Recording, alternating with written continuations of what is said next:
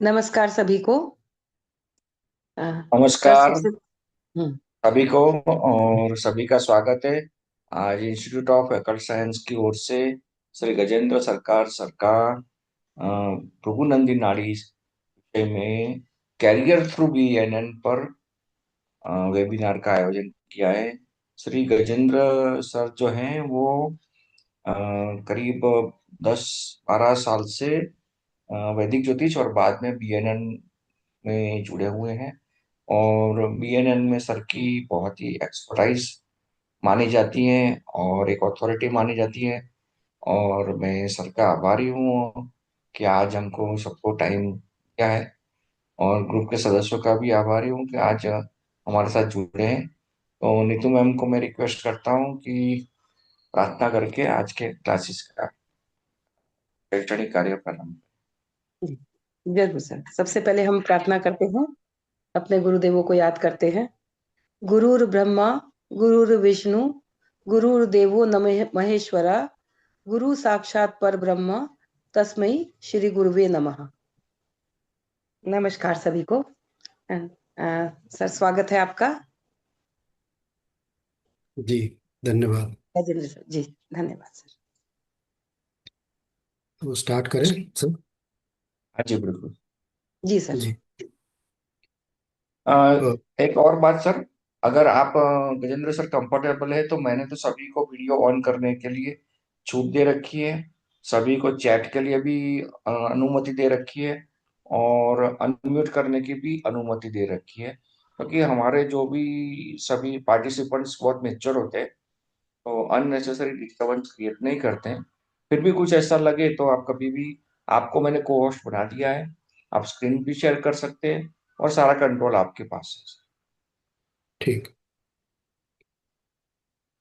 ठीक है, तो अगर मुझे लगता है आप लोगों को भी लगता है कोई डिस्टरबेंस है तो आप भी अपने एंड से उसको कंट्रोल कर सकते हैं, मैनेज कर सकते हैं।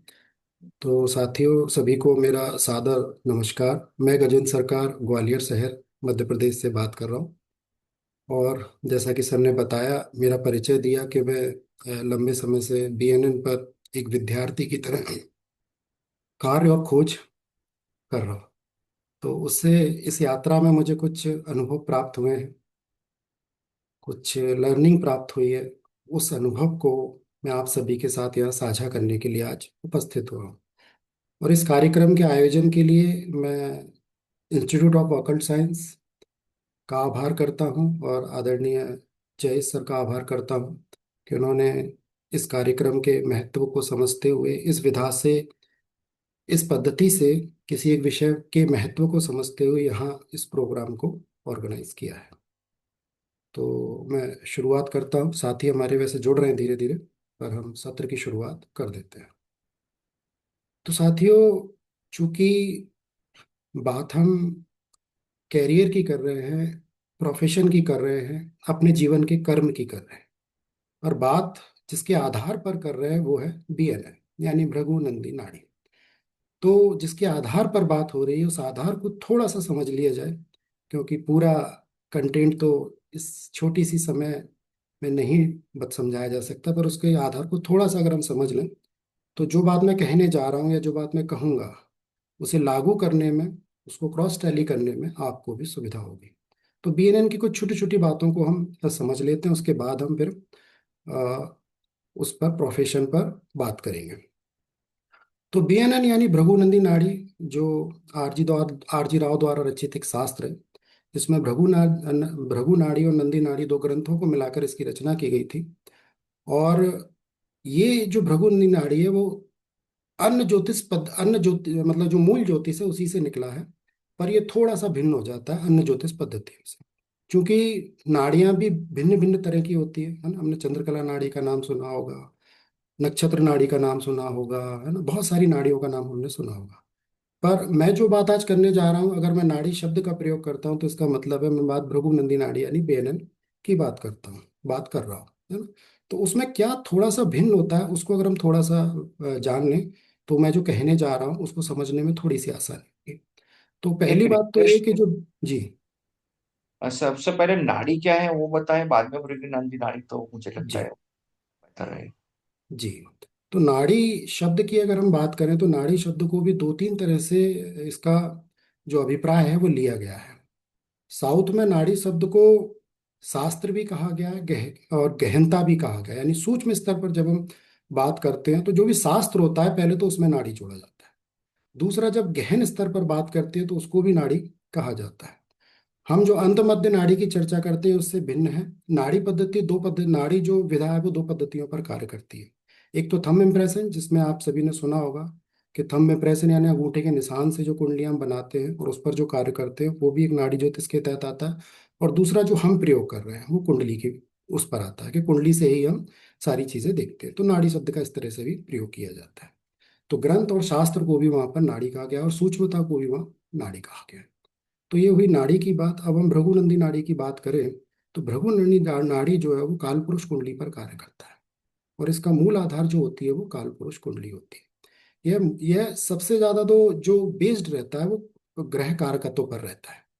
जैसे सामान्य ज्योतिष में हम देखते हैं कि जब हम क्लासिक्स को पढ़ते हैं तो बात तो कारक की जाती है कि शनि कर्म का कारक है, शुक्र पत्नी का कारक है, गुरु भाग्य का कारक है, चंद्रमाता का कारक है।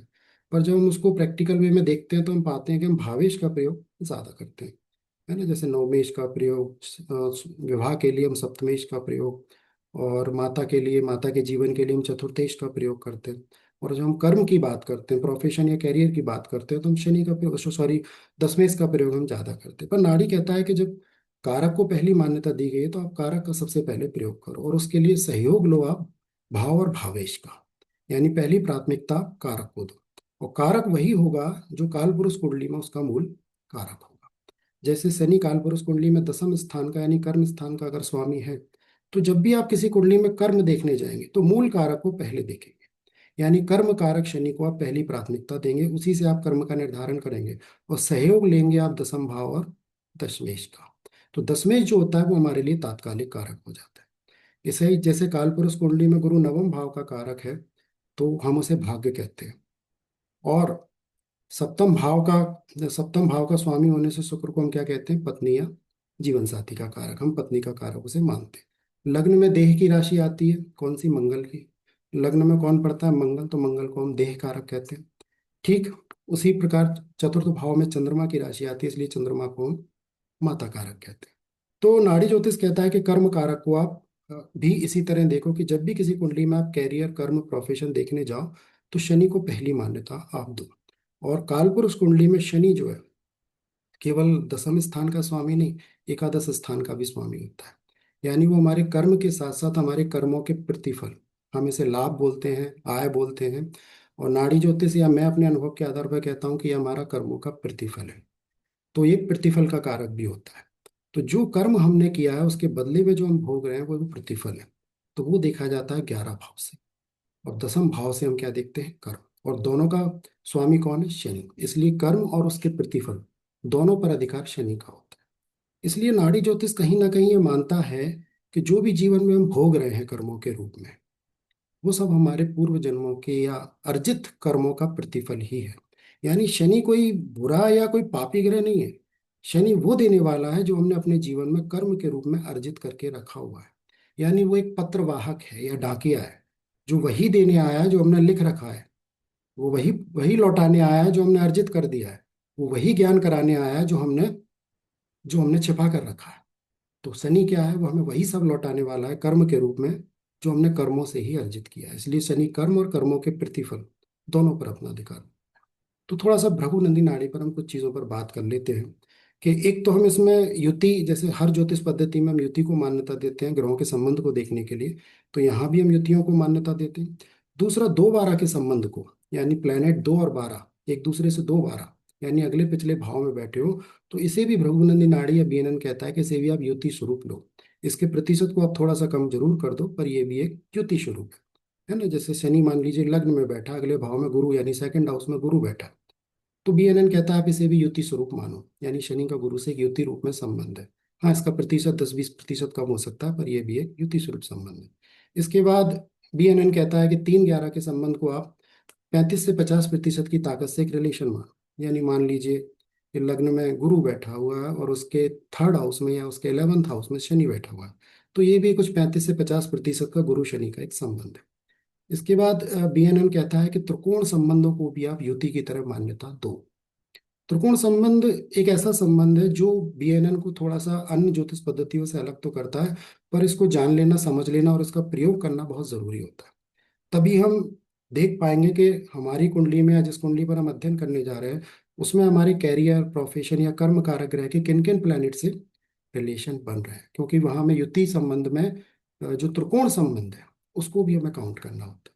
जैसे मान लीजिए शनि आपका मेष राशि में बैठा है और सिंह राशि में आपका गुरु बैठा है, ये किसी भी भाव में बैठे हो कुंडली, तो इनके बीच एक त्रिकोण संबंध है और ये 70 से 75% का युति संबंध है, ऐसा बीएनएन इसे मानता है। वो उसका आधार मानने का ये है कि बीएनएन ये कहता है कि त्रिकोण राशियों में एक जन्मजात संबंध है। तो वो जन्मजात संबंध होने के कारण हमें उसमें बैठे प्लैनेट को भी एक दिशा में बैठा हुआ प्लैनेट या एक योग में बैठा हुआ प्लैनेट मानना चाहिए, है ना। दिशा का संबंध या एक जन्मजात संबंध कैसे, कि अगर हम तत्व के दृष्टिकोण से देखें तो 1 5 9 राशियां अग्नि, 2 6 10 राशियां पृथ्वी, 3 7 11 राशियां वायु और 4 8 12 राशियां, 4 8 12 राशियां जो है जल का प्रतिनिधित्व करती हैं। इसी तरह 1 5 9 पूर्व, 2 6 10 दक्षिण, 3 7 11 पश्चिम और 4 8 12 उत्तर दिशा को संबोधित करती है। ठीक है, इनमें और दृष्टिकोण से देखेंगे तो इनमें कुछ कुछ जन्मजात, जैसे इनके राशि स्वामियों में मित्रता है ना, सूर्य मंगल गुरु इनमें मित्रता है, शुक्र बुध शनि इनमें मित्रता है जो अर्थ और काम त्रिकोण पर अपना अधिकार रखते हैं। इसी प्रकार 4 8 12 यानी चंद्र मंगल गुरु में फिर मित्रता है। और नक्षत्रों पर भी अगर हम जाएं तो इनके नक्षत्र स्वामियों में भी हम मित्रता पाते हैं। तो बीएनएन कहता है कि जब इनमें इतनी सारी समानता और इनमें एक जन्मजात संबंध है तो हम भी अपने अध्ययन और फलादेश में इसको एक कॉम्बिनेशन मानकर चलें। तो हमें त्रिकोण संबंधों को भी मान्यता देनी। इसके अलावा कोई प्लेनेट अगर वक्री होता है तो वो जहाँ बैठा है वहां तो बैठा ही है, साथ ही अपने पिछले राशि भाव में भी वो 50% की ताकत से बैठा ही हुआ है। यानी पिछले राशि भाव में सी से भी वो संबंध बना रहा है और जहाँ बैठा वहां भी वो संबंध बना रहा है। इसी प्रकार परिवर्तन योग को भी बीएनएन कहता है कि जहां वो बैठा है प्लेनेट वहां तो बैठा ही है, साथ में परिवर्तन करके जहां जा रहा है वहां जाने के बाद जिन प्लैनेट से उसके रिलेशन बनते हैं उसे भी हमें काउंट करना पड़ेगा। और परिवर्तन में जो दो प्लैनेट एक दूसरे से परिवर्तन कर रहे हैं उनको भी हमें एक योग के रूप में लेना। जैसे गुरु और शनि मान लीजिए एक दूसरे से परिवर्तन योग में है तो इनके बीच एक संबंध है गुरु और शनि के बीच, है ना, तो इसको भी हमें काउंट करके चलना। इसके अलावा मध्य में वो कहते हैं कि जिन दो प्लैनेट के मध्य में कोई प्लैनेट आ रहा है वो उन दोनों प्लैनेट के योग को ग्रहण कर रहा है। यानी वो दो प्लैनेट अगर कोई योग बनाते हैं तो उस योग में बीच वाला ग्रह आ रहा है। अब ये दो अलग अलग हाउस में भी हो सकता है, डिग्री वाइज भी कोई प्लैनेट अगर दो प्लैनेट के बीच आता है एक ही हाउस में भले, या एक हाउस या दो हाउस तीन हाउस कितना भी हाउस हो, पर डिग्री वाइज वो अगर उसके बीच आ रहा है तो वो भी एक युति संबंध उससे बना रहा है ना। जैसे सूर्य गुरु योग को बीएनएन में हमने कहा है कि वो जीवात्मा योग का निर्माण करता है। अब इसके बीच मान लीजिए हमारा कर्म कारक ग्रह शनि आ जाते हैं तो हमारा शनि जीवात्मा योग के बीच है, ऐसा हम मानेंगे, है ना।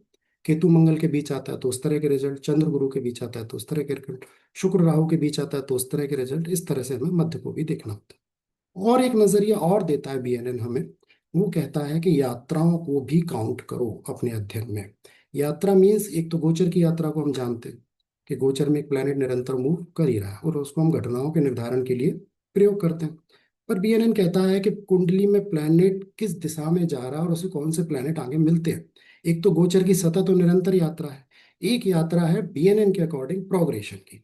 उसे तो अभी एक्सप्लेन करना आसान नहीं, पर एक बता दूं कि प्रोग्रेशन यानी एक राशि भाव में किसी प्लैनेट की एक लंबी चाल, है ना। उसमें जैसे गुरु है तो वो 30 अंश को पूरा करने के लिए लगभग 12 वर्ष का समय एक राशि भाव में लेता है।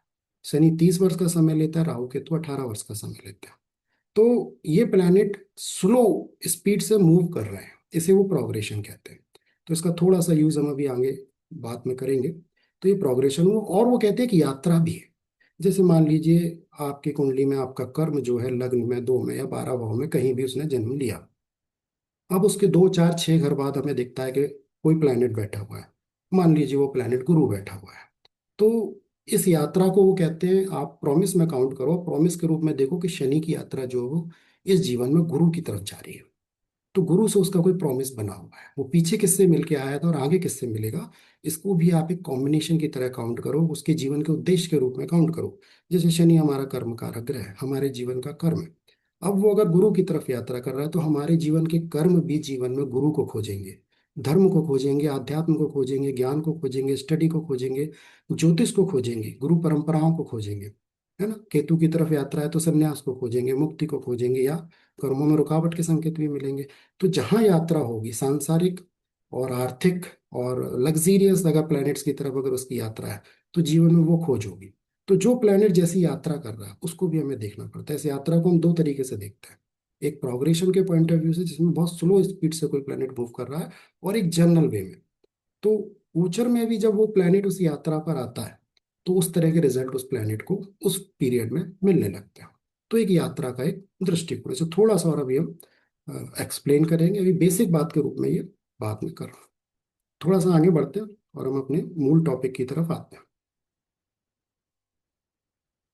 मैं एक पीपीटी शेयर कर रहा हूँ, सभी को दिखाई दे रही हो तो एक बार थंब से मुझे यस इन्फॉर्म सर, कर दो। दिखाई दे रही है। ठीक।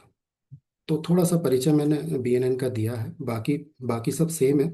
सप्तम दृष्टि सेम है जैसे अन्य पद्धतियों में होती है, बस राहु केतु की हम सप्तम दृष्टि मान्य नहीं करते हैं। कारण ये है कि राहु और केतु सिर और पूंछ के कारक है, जो एक दूसरे को देख नहीं पाते, एक दूसरे के हमेशा विपरीत रहते हैं। राहु का प्रभाव बढ़ता है तो केतु का कम हो जाता है, केतु का बढ़ता है तो राहु का कम हो जाता है। बाकी सब सेम है, बस त्रिकोण दृष्टियां सभी की समान है।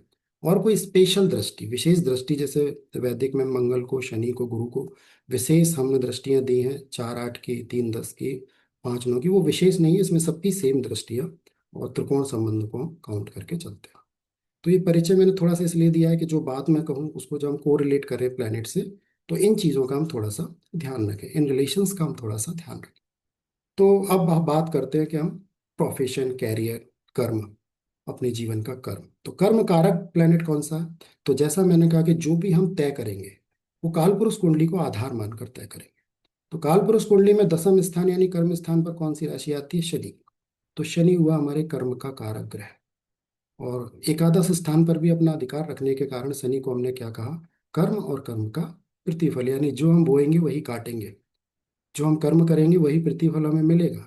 और जो आज हम कर रहे हैं वो भी किसी कर्म का प्रतिफल ही है, जो हमने ही अर्जित किया है। तो शनि उन दोनों का कारक है। तो शनि को हमें इस तरीके से भी देखना है, अपने इस जन्म के कर्म के रूप में भी देखना है, और हमें भविष्य में या आगे जीवन में, आगे जन्म में क्या भोगना है, उसको भी हम कर्म के रूप में आज ही तय करेंगे। कि जो कर्म हम करें, कर रहे हैं, जो अर्जित हम कर रहे हैं, जो ऋण और बंधन हम आज अर्जित कर रहे हैं अपने कर्मों से, वही हमें एक दिन भोगना भी है। तो हम आज ही अपने कर्म को तय करेंगे। साथ में हम सहयोग लेंगे दसम भाव और दशमेश का, यानी कारक को भी देखेंगे और भावेश को भी देखेंगे, है ना, और स्थान को भी देखेंगे। पर हमें मान्यता किसको देंगे, प्राथमिकता किसे देंगे? शनि को, क्योंकि वो कर्म का कारक है, क्योंकि वो कालपुरुष कुंडली का कर्मेश है। तो नैसर्गिक और तात्कालिक को हमें इस तरह से देखना है। नैसर्गिक कारक हुआ हमारा शनि, और तात्कालिक वो होगा जो हमारी वर्तमान कुंडली है, जिस कुंडली को हम देख रहे हैं उसमें दसम स्थान का स्वामी होगा। जैसे कर्क लग्न अगर कुंडली है तो नैसर्गिक तो वही रहेगा हर कुंडली में, शनि। और तात्कालिक होगा तो कर्क लग्न कुंडली में कौन हो जाएगा? मंगल हो जाएगा, क्योंकि वह दसम स्थान पर किसकी राशि आ रही है? मंगल की राशि आ रही है। तो नैसर्गिक के साथ योगों को देखेंगे, वो महत्वपूर्ण योग बनाएगा, प्रमुख योग बनाएगा। फिर तात्कालिक के साथ योगों को देखेंगे, वो सहयोगी योग बनाएगा। ठीक है, अब हम बात करते हैं कि कुंडली में शुभ, सफल या उच्च कर्म कैसे देखे जाते हैं, या किसी कोई शुभ, सफल या उच्च कर्मों की दिशा में आगे बढ़ रहा है तो उसकी कुंडली में कौन से योग हो सकते हैं, है ना। तो उसके लिए आधार हमें एक ही लेना है। वो पहला आधार होगा हमारा शनि, और सहयोगी आधार होगा हमारा दसम भाव और दशमेश। तो शनि वो प्लैनेट जो हमारे कर्मों को तय करता है। उससे जिन प्लैनेट के रिलेशन बनते हैं उनके जो स्वभाव और गुण हैं, वो जो अपने प्रभाव हमारे कर्म कारक प्लैनेट को देते हैं या दसम भाव दशमेश को देते हैं, उससे तय होता है कि वो प्रभाव उच्चता वाले हैं, निम्नता वाले हैं, मध्यम हैं, अशुभ हैं, शुभ हैं, रुकावट पैदा करने वाले हैं, या स्मूथनेस देने वाले हैं। तो जिस तरह के प्रभाव जो प्लैनेट दे रहा होगा, वो प्रभाव हमारे कर्म, आजीविका, हमारे प्रोफेशन या हमारे कैरियर पर आने वाला है। तो शुभ और सफल की बात करें तो हमारे कर्म कारक का किसी शुभ और सफल प्लैनेट से रिलेशन होना चाहिए। तो कालपुरुष कुंडली की अगर हम बात करें तो हम सबसे शुभ ग्रह किसे मानते हैं? गुरु को। तो अगर कुंडली में शनि गुरु का संबंध बनता है तो हम इसे कहते हैं धर्म कर्म योग, क्योंकि शनि है कर्म और गुरु है हमारे जीवन का धर्म। क्योंकि वो काल पुरुष में धर्म स्थान या भाग्य स्थान का स्वामी है। तो हमारे कर्म को धर्म भी मिलता है, भाग्य भी मिलता है, सम्मान भी मिलता है, उच्चता भी मिलती है, और खोज भी मिलती है, जिसमें वो सम्मानित रहता है, या धार्मिक होता है, या आध्यात्मिक होता है, या नैतिकता या मानवीयता के कर्मों से जुड़ता है, या ज्योतिष से जुड़ता है। कैसे भी ऐसे कर्मों में अगर गुरु का साथ उसे मिला हुआ है, तो ये अमूमन साधारण रूप से धर्म कर्म योग का निर्माण करेगा, और इस योग को अच्छा माना गया है। तो ये 80-90% अच्छे रिजल्ट ही देता है। जरूरी नहीं कि आपको ये बहुत धन इत्यादि दे, क्योंकि गुरु का काम सिर्फ धन देना नहीं है।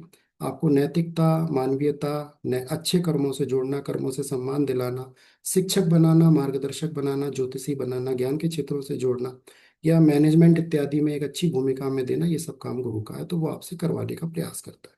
अब इस सेतु को अगर ताकत मिल जाए, इस कॉम्बिनेशन को अगर ताकत मिल जाए, तो ये और मजबूत हो जाता है। और ताकत कम करने वाले कुछ कॉम्बिनेशन बन रहे हो, तो उतनी एक्सपेक्ट जितना हम ताकत कर रहे हैं उतना नहीं भी मिलती, पर कम भी मिलती, पर अमूमन ये योग अच्छा माना जाता है। तो ये हुआ नैसर्गिक धर्म कर्म योग, क्योंकि कालपुरुष का कर्मेश और कालपुरुष का धर्मेश साथ है। अब अगर तात्कालिक योग भी ये वाला बन जाए कुंडली में, है ना, जितनी भी मैं नैसर्गिक योग की बात करूं, अगर तात्कालिक भी वो योग बनता हो, तो नैसर्गिक और तात्कालिक दोनों मिलकर मजबूत योग बना देते हैं, है ना। तो नैसर्गिक तो हमारा बन गया कि भाई शनि गुरु मिल गया। अब तात्कालिक रूप में अगर दो प्लैनेट जो नवम और दशम भाव पर अपना आधिपत्य रख रहे हैं, अगर वो दोनों भी मिल जाए, तो हम कहेंगे कि कुंडली में नैसर्गिक और तात्कालिक दोनों तरह के धर्म कर्म योग बन गए। तो इस धर्म कर्म योग की ताकत और बढ़ जाएगी।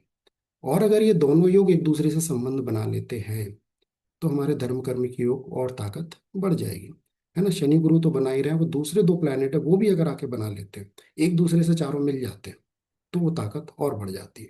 तो पहला प्लेनेट कहा गया है कि जो हमारे कर्मों की शुभता ला सकता है, शुभता लाने की संभावना बढ़ा सकता है, वो होता है गुरु। दूसरे किसी प्लेनेट की अगर हम बात करें, जो शुभ ग्रह भी माना जाता है और एक योग का निर्माण करता है, वो होता है शुक्र। क्योंकि शुक्र जो है वो काल पुरुष के धन भाव पर अपना अधिकार रखता है, और शनि का परम मित्र भी है। धन भाव के साथ साथ वो काल पुरुष कुंडली के सप्तम, यानी व्यापार या बाहर से आने वाले धन भाव पर भी अपना अधिकार रखता है। तो शनि शुक्र के संबंध को बीएनएन में कहा गया है धन योग। अगर यह संबंध केतु चंद्र जैसे प्लेनेट से प्रभावित ना हो रहा हो, तो इसे धन योग, अच्छा धन योग कहा जाता है। और इस योग की ताकत बढ़ाने के लिए कुछ और प्लेनेट भी अपना रोल प्ले कर सकते हैं, है ना। तो पहला प्लेनेट हमने कहा गुरु, दूसरा हमने कहा शुक्र। अगर ये गुरु शुक्र दोनों शनि से संबंध बना ले, तो भी एक अच्छे योग का निर्माण होता है, जिसे हम कहते हैं कि दो गुरुओं का योग। क्योंकि हमने जो शास्त्र और वेद का गुरु बताया वो बृहस्पति को बताया, और हमने जो दूसरा गुरु बताया जो हमें संसार का ज्ञान देता है, वो हमने शुक्राचार्य यानी शुक्र को कहा है। तो ये दोनों प्लेनेट जब शनि से संबंध बनाते हैं, तो ज्ञान के क्षेत्र, टीचिंग के क्षेत्र, प्रोफेसर और लेक्चरार के क्षेत्र, मेडिसिन के क्षेत्र, आयुर्वेद के क्षेत्र, इन क्षेत्रों के लिए अच्छा योगदान हो जाता है। कभी कभी फाइनेंस, चार्टर्ड अकाउंटेंसी, है ना, और मैनेजमेंट के क्षेत्र में भी अच्छा रोल प्ले करते हो। ज्योतिष जैसे क्षेत्रों में, ज्ञान जैसे क्षेत्रों में भी अच्छा रिजल्ट देते हैं। हम लोग जिन कर्मों से जुड़े हुए हैं, उसमें अगर दो गुरुओं का संबंध हमारे शनि से किसी भी रूप में बन रहा है, तो निश्चित रूप से हम जिन क्षेत्रों में जुड़े हुए हैं, उन क्षेत्रों में आने की संभावना भी अच्छी होती है। तो बात शुक्र की चल रही थी, और मैंने कहा कि शुक्र को कुछ योग और ताकत दे सकते हैं। तो ये तो वो योग हुआ कि शुक्र को दूसरे गुरु ने ताकत दी, तो एक अलग दिशा में ले गया। पर शुक्र एक लग्जरी, एक कंफर्ट और एक सुख देने वाला प्लेनेट भी है, फाइनेंस का कारक भी है। तो इसको अगर इसके दूसरे मित्र बुद्ध का भी सपोर्ट मिलता हो, यानी शनि का संबंध शुक्र और बुद्ध दोनों से हो जाता हो, तो ये शुक्र की ताकत को और बढ़ा देता है। और जातक के कर्मों को management, finance, accountancy, chartered accountancy, MBA, business, है ना, और ट्रेड, सेल्स, मार्केटिंग, एचआर, इन सारे, बैंकिंग, इन सारे क्षेत्रों में ले जा सकता है। और शुक्र बुद्ध से शनि को बहुत ताकत मिलती है। अब ये शुक्र बुद्ध शनि का मतलब हुआ कि कालपुरुष कुंडली के 2, 6, 10 और 3, 7, 11 भाव के स्वामियों का योग, यानी अर्थ और काम त्रिकोण दोनों के स्वामी जब मिल जाते हैं, तो इनकी ताकत और बढ़ जाती है। और ये प्रोफेशनल लाइफ के लिए एक अच्छा योग होता है ना। और सांसारिक कर्मों में ये एक अच्छा योग माना जाता है। अब अगर इन तीनों के मित्र राहु का इनको सपोर्ट मिल जाए, तो इसकी ताकत को और बढ़ा देता है। कारण, राहु का काम है किसी भी योग को बूस्ट करना, पावर देना, वृहत करना या विशाल बनाना। क्योंकि राहु क्या है, एक विशाल ग्रह है, वृद्धि का कारक ग्रह है, बूस्टिंग पावर अपने पास रखता है।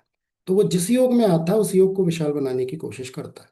अगर वो अच्छे योगों में आता है तो अच्छे योगों को भी विशाल बनाता है, और अगर वो दुर्योगों में आता है तो दुर्योगों को भी विशाल बना देता है। तो राहु का बड़ा केयरफुली अध्ययन हम करते हैं, पर यहाँ पर राहु के तीनों मित्र हैं, और इस योग में आएगा तो निश्चित रूप से इस योग को बढ़ाएगा। बिजनेसमैन ही होगा तो बिजनेस को बहुत ऊंचाइयों पर ले जा सकता है। नेशनल है तो उसे इंटरनेशनल बना सकता है, कंपनी है तो उसे मल्टीनेशनल कंपनी बना सकता है, ट्रेड हो रहा है तो उसे ट्रेड को बहुत ऊंचे स्तर पर ले जा सकता है, अकाउंटेंसी है तो उसे चार्टर्ड अकाउंटेंसी बना सकता है। तो ऐसे योगों में कन्वर्ट करने की पावर किसके पास होती है? राहु के पास होती है। जिस योग में आएगा उस योग को विशाल बना देगा। जैसे शुक्र गुरु योग की हमने बात की, अगर उसमें भी राहु आएगा तो दो गुरुओं के ज्ञान को और बढ़ाने की कोशिश करेगा, उसे इंटरनेट पर लाने की कोशिश करेगा, उसे वर्ल्ड वाइड बनाने की कोशिश करेगा, इस तरह से ऑनलाइन करने की कोशिश करेगा, डिजिटल प्लेटफॉर्म पर लाने की कोशिश करेगा, क्योंकि राहु बाउंड्री का भी कारक है। तो वो बाउंड्रियों के पार भी जाने की कोशिश करता है, नेशनल से इंटरनेशनल होने की कोशिश करता है। और छाया का भी कारक है, तो उसे डिजिटल प्लेटफॉर्म पर जोड़ने की कोशिश भी करता है ना। जैसे हम स्क्रीन पर एक दूसरे के सामने हैं छाया के रूप में, तो ये जो ले जाने वाला है वो राहु ही है। तो राहु ये काम भी करता है। तो बात चल रही थी गुरु की, उसके बाद हमने शुक्र गुरु शुक्र शनि और राहु की हमने बात की। तो ये योग इसकी ताकत को बढ़ा देता है। अब सूर्य की जो बात चल रही थी, गुरु की जो बात चल रही थी, अगर उस योग में सूर्य भी आ जाए, एक तो सम्मान देने वाला गुरु है ही, ज्ञान देने वाला गुरु है ही, और प्रतिष्ठा, शासन और राजसी प्लैनेट सूर्य भी अगर ये कॉम्बिनेशन में आ जाता है गुरु के साथ, तो ये शनि का जीवात्मा योग से संबंध माना जाता है। और अगर व्यक्ति शासन में जाना चाहता है, सम्मान में जाना चाहता है, ज्ञान के या शिक्षा के बड़े क्षेत्रों में जाना चाहता है, पॉलिटिक्स में जाना चाहता है ना, या आईएएस आईपीएस या किसी और कॉम्पिटेटिव एग्जाम की तैयारी अगर वो कर रहा है, तो ये उसके लिए बड़ा ताकतवर हो सकता है। क्योंकि सूर्य गुरु दोनों कालपुरुष के पंचमें और नवमें से यहाँ पर ज्ञान भी छिपा है, सम्मान भी छिपा है, पद भी छिपा है, प्रतिष्ठा भी छिपी है, स्वाभिमान भी छिपा है, सब कुछ छिपा हुआ है जो ऐसे बड़े पदों पर आवश्यकता देखी जाती है। तो योग बहुत ताकत देता है। और इस योग में दो अग्नि तत्व के स्वामी तो हमने ले लिए, धर्म त्रिकोण के दो स्वामी तो हमने ले लिए, अगर तीसरा स्वामी यानी मंगल यानी कालपुरुष का लग्नेश भी इसमें शामिल हो जाए, तो नाड़ी ज्योतिष कहता है ये प्रताप योग की तरह से रिजल्ट देता है। और ये योग व्यक्ति के कर्मों में बहुत ऊंचाई तक ले जाता है। और बहुत सारे आईएएस आईपीएस या जो प्रसिद्ध लोग हैं, उनकी कुंडली में इन तीनों का, इन दो का संबंध हम बहुत देखते हैं। और यहाँ भी अगर राहु आ जाए तो वो भी इस योग को विशाल करने का कार्य करेगा, है ना। हो सकता है मेरी बात से लग रहा हो कि मैंने राहु को बड़ा इंपॉर्टेंस दिया है, पर मैं अभी बात कर रहा हूँ शुभ योगों की, जहाँ राहु बूस्ट कर रहा है किसी शुभ योग को, अशुभ योगों में भी वो बूस्ट करता है और अशुभता को भी बढ़ा सकता है। तो अभी हम बात कर रहे हैं कि राहु केतु छाया ग्रह है, जब वो किसी के साथ मिलते हैं तब मिलकर अपने परिणाम देते हैं। तो वो यहाँ किसी बेस्ट योग में आ रहे हैं और उसकी शुभता को या उसकी ताकत को बढ़ाने की कोशिश कर रहे हैं। तो जैसे सूर्य गुरु की मैं बात कर रहा था, बहुत सारे धर्म प्रचारक, धर्म गुरु, बहुत सारे कथावाचक, भागवत वाचक की कुंडलियों में भी आपको सूर्य गुरु राहु योग देखने को मिलेगा। और मैं आईएएस आईपीएस की बात कर रहा था, तो बहुत सी आईएएस की कुंडली में आपको सूर्य मंगल राहु योग देखने को मिलेगा, जिससे हमारे कर्म कारक का रिलेशन बन रहा होगा। क्योंकि सूर्य मंगल, अभी मैं मंगल पर आया था, सूर्य गुरु मंगल पर आया था, पर अगर सूर्य मंगल योग की बात करूं, तो ये कालपुरुष कुंडली के दो पावरफुल, दो अग्नि से भरे, तो ताकत और बल और ऊर्जा से भरे प्लेनेट है। अगर ये पर्याप्त ताकत में कुंडली में बैठे हुए हैं, एक दूसरे से संबंध बना रहे हो, या कुंडली में अग्नि तत्व राशियों की ताकत इन्हें मिल रही हो, या ये 1 5 9 भाव, 10 भाव, 6 भाव या पराक्रम भाव का सपोर्ट इन्हें मिलता हो, एक दूसरे से कॉम्बिनेशन बनाते हो, तीसरा प्लेनेट गुरु भी अगर सपोर्ट करता हो या ना भी करता हो, मात्र कर्म कारक अगर सूर्य मंगल राहु योग से संबंध बनाए, तो व्यक्ति बहुत ऊंचाई पर जा सकता है। आईएएस तक बनाने में ये सपोर्ट करता है। आईपीएस में केतु की भूमिका बढ़ जाती है, आईएएस में राहु की भूमिका बनी रहती है। तो कालपुरुष के अग्नि तत्व के त्रिकोण के, धर्म त्रिकोण के स्वामियों का जो हमारे कर्म कारक से संबंध बनता है, तो ये बहुत ऊंचाई पर ले जाने वाला योग हो सकता है।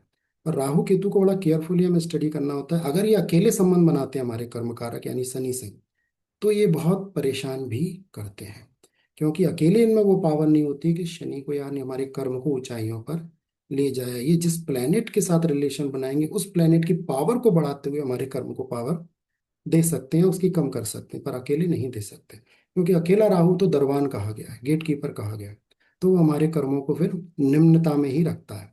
और नाड़ी ज्योतिष ये कहता है कि राहु या केतु से अकेले संबंध बना हुआ है उसका, तो लगभग 30 साल तक ये व्यक्ति को बहुत अच्छे से सेटल नहीं होने देता, या उसका भाग्योदय नहीं होने देता। 30 साल का एक राउंड शनि को करना होता है, लगभग 30 अंश की दूरी उससे बनानी होती है, तब जाके उसके जीवन में थोड़ा सा कर्मों को लेकर उच्चता आती है।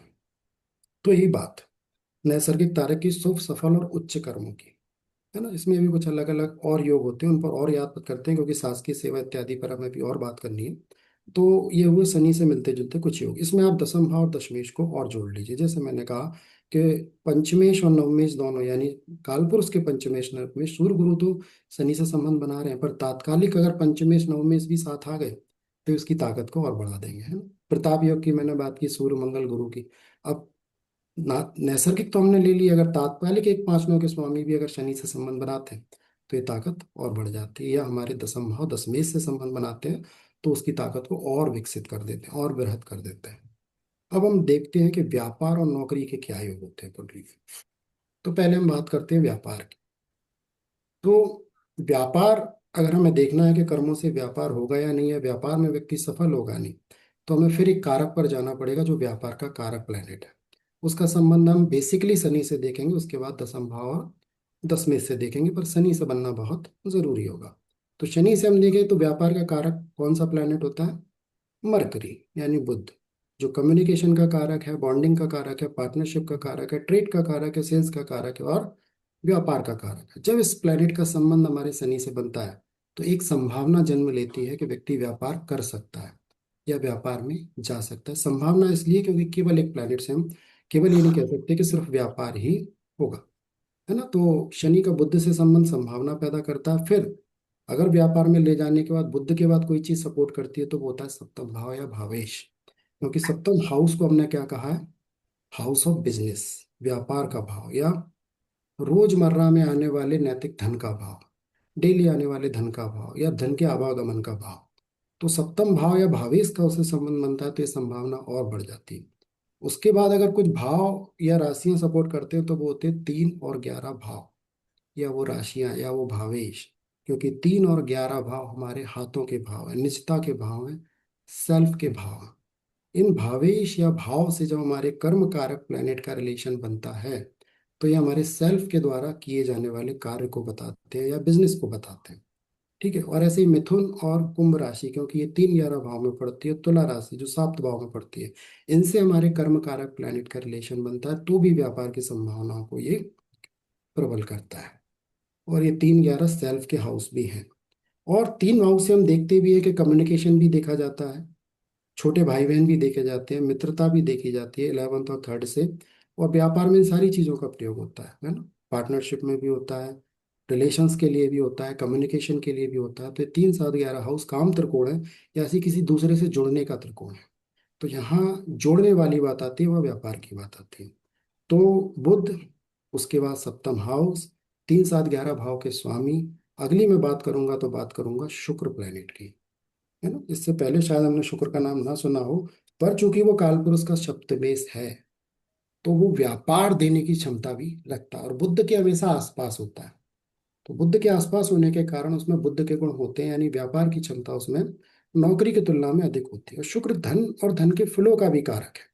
और व्यापार में धन का, मनी का फ्लो जो होता है वो ज्यादा होता है।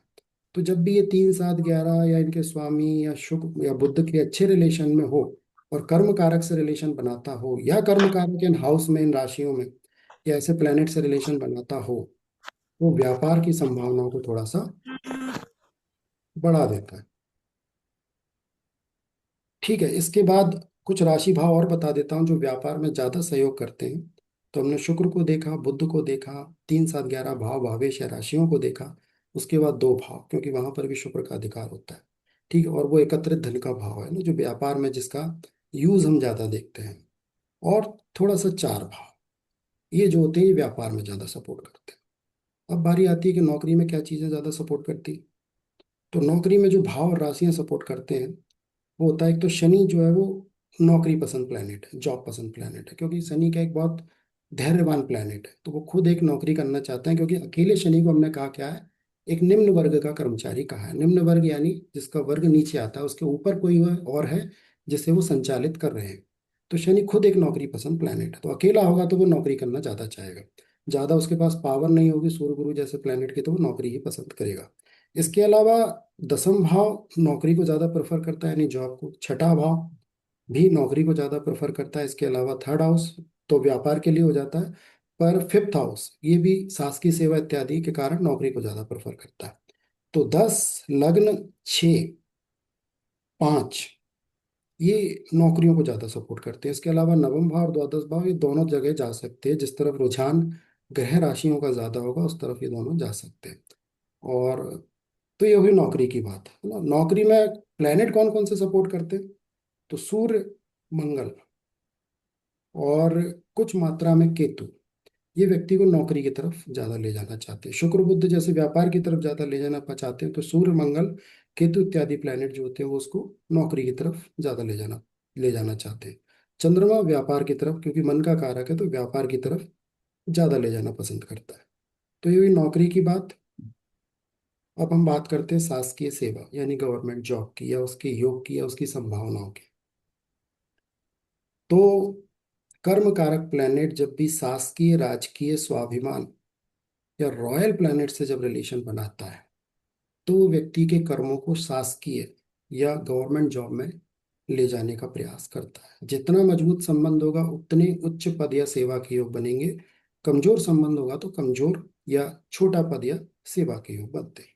तो सरकार का कारक कौन सा प्लैनेट है? हम जानते हैं कि सूर्य जो है वो सरकार का कारक प्लैनेट है।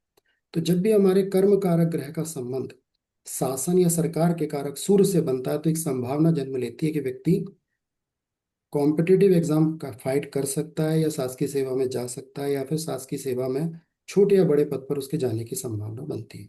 इसमें जो दूसरा सहयोग करता है वो करता है गुरु।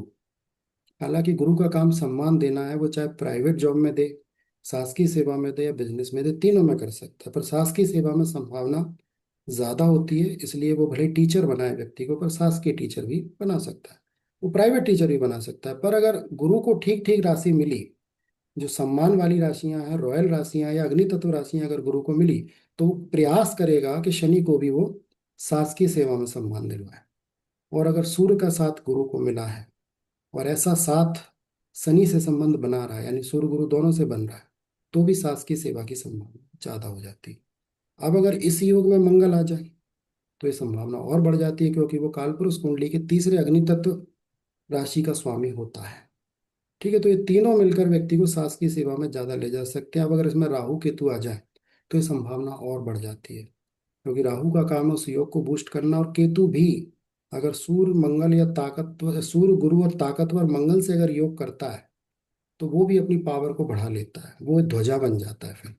आपने एक नाम सुना होगा, ध्वजा कीर्ति योग, है ना। बीएनएन में इसका नाम बहुत है। ध्वजा कीर्ति योग तब बनता है जब केतु जो ध्वजा का कारक प्लैनेट होता है, किसी कीर्ति के कारक प्लैनेट से रिलेशन बनाए।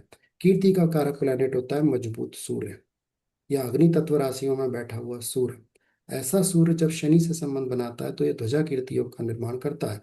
और ध्वजा कीर्ति योग शनि सॉरी सूर्य और केतु का संबंध ध्वजा कीर्ति योग का निर्माण करता है। इस योग का संबंध जब हमारे कर्म कारक प्लैनेट से बनता है, तो संभावना बनती है कि हमारे कर्मों को ध्वजा कीर्ति मिलेगी।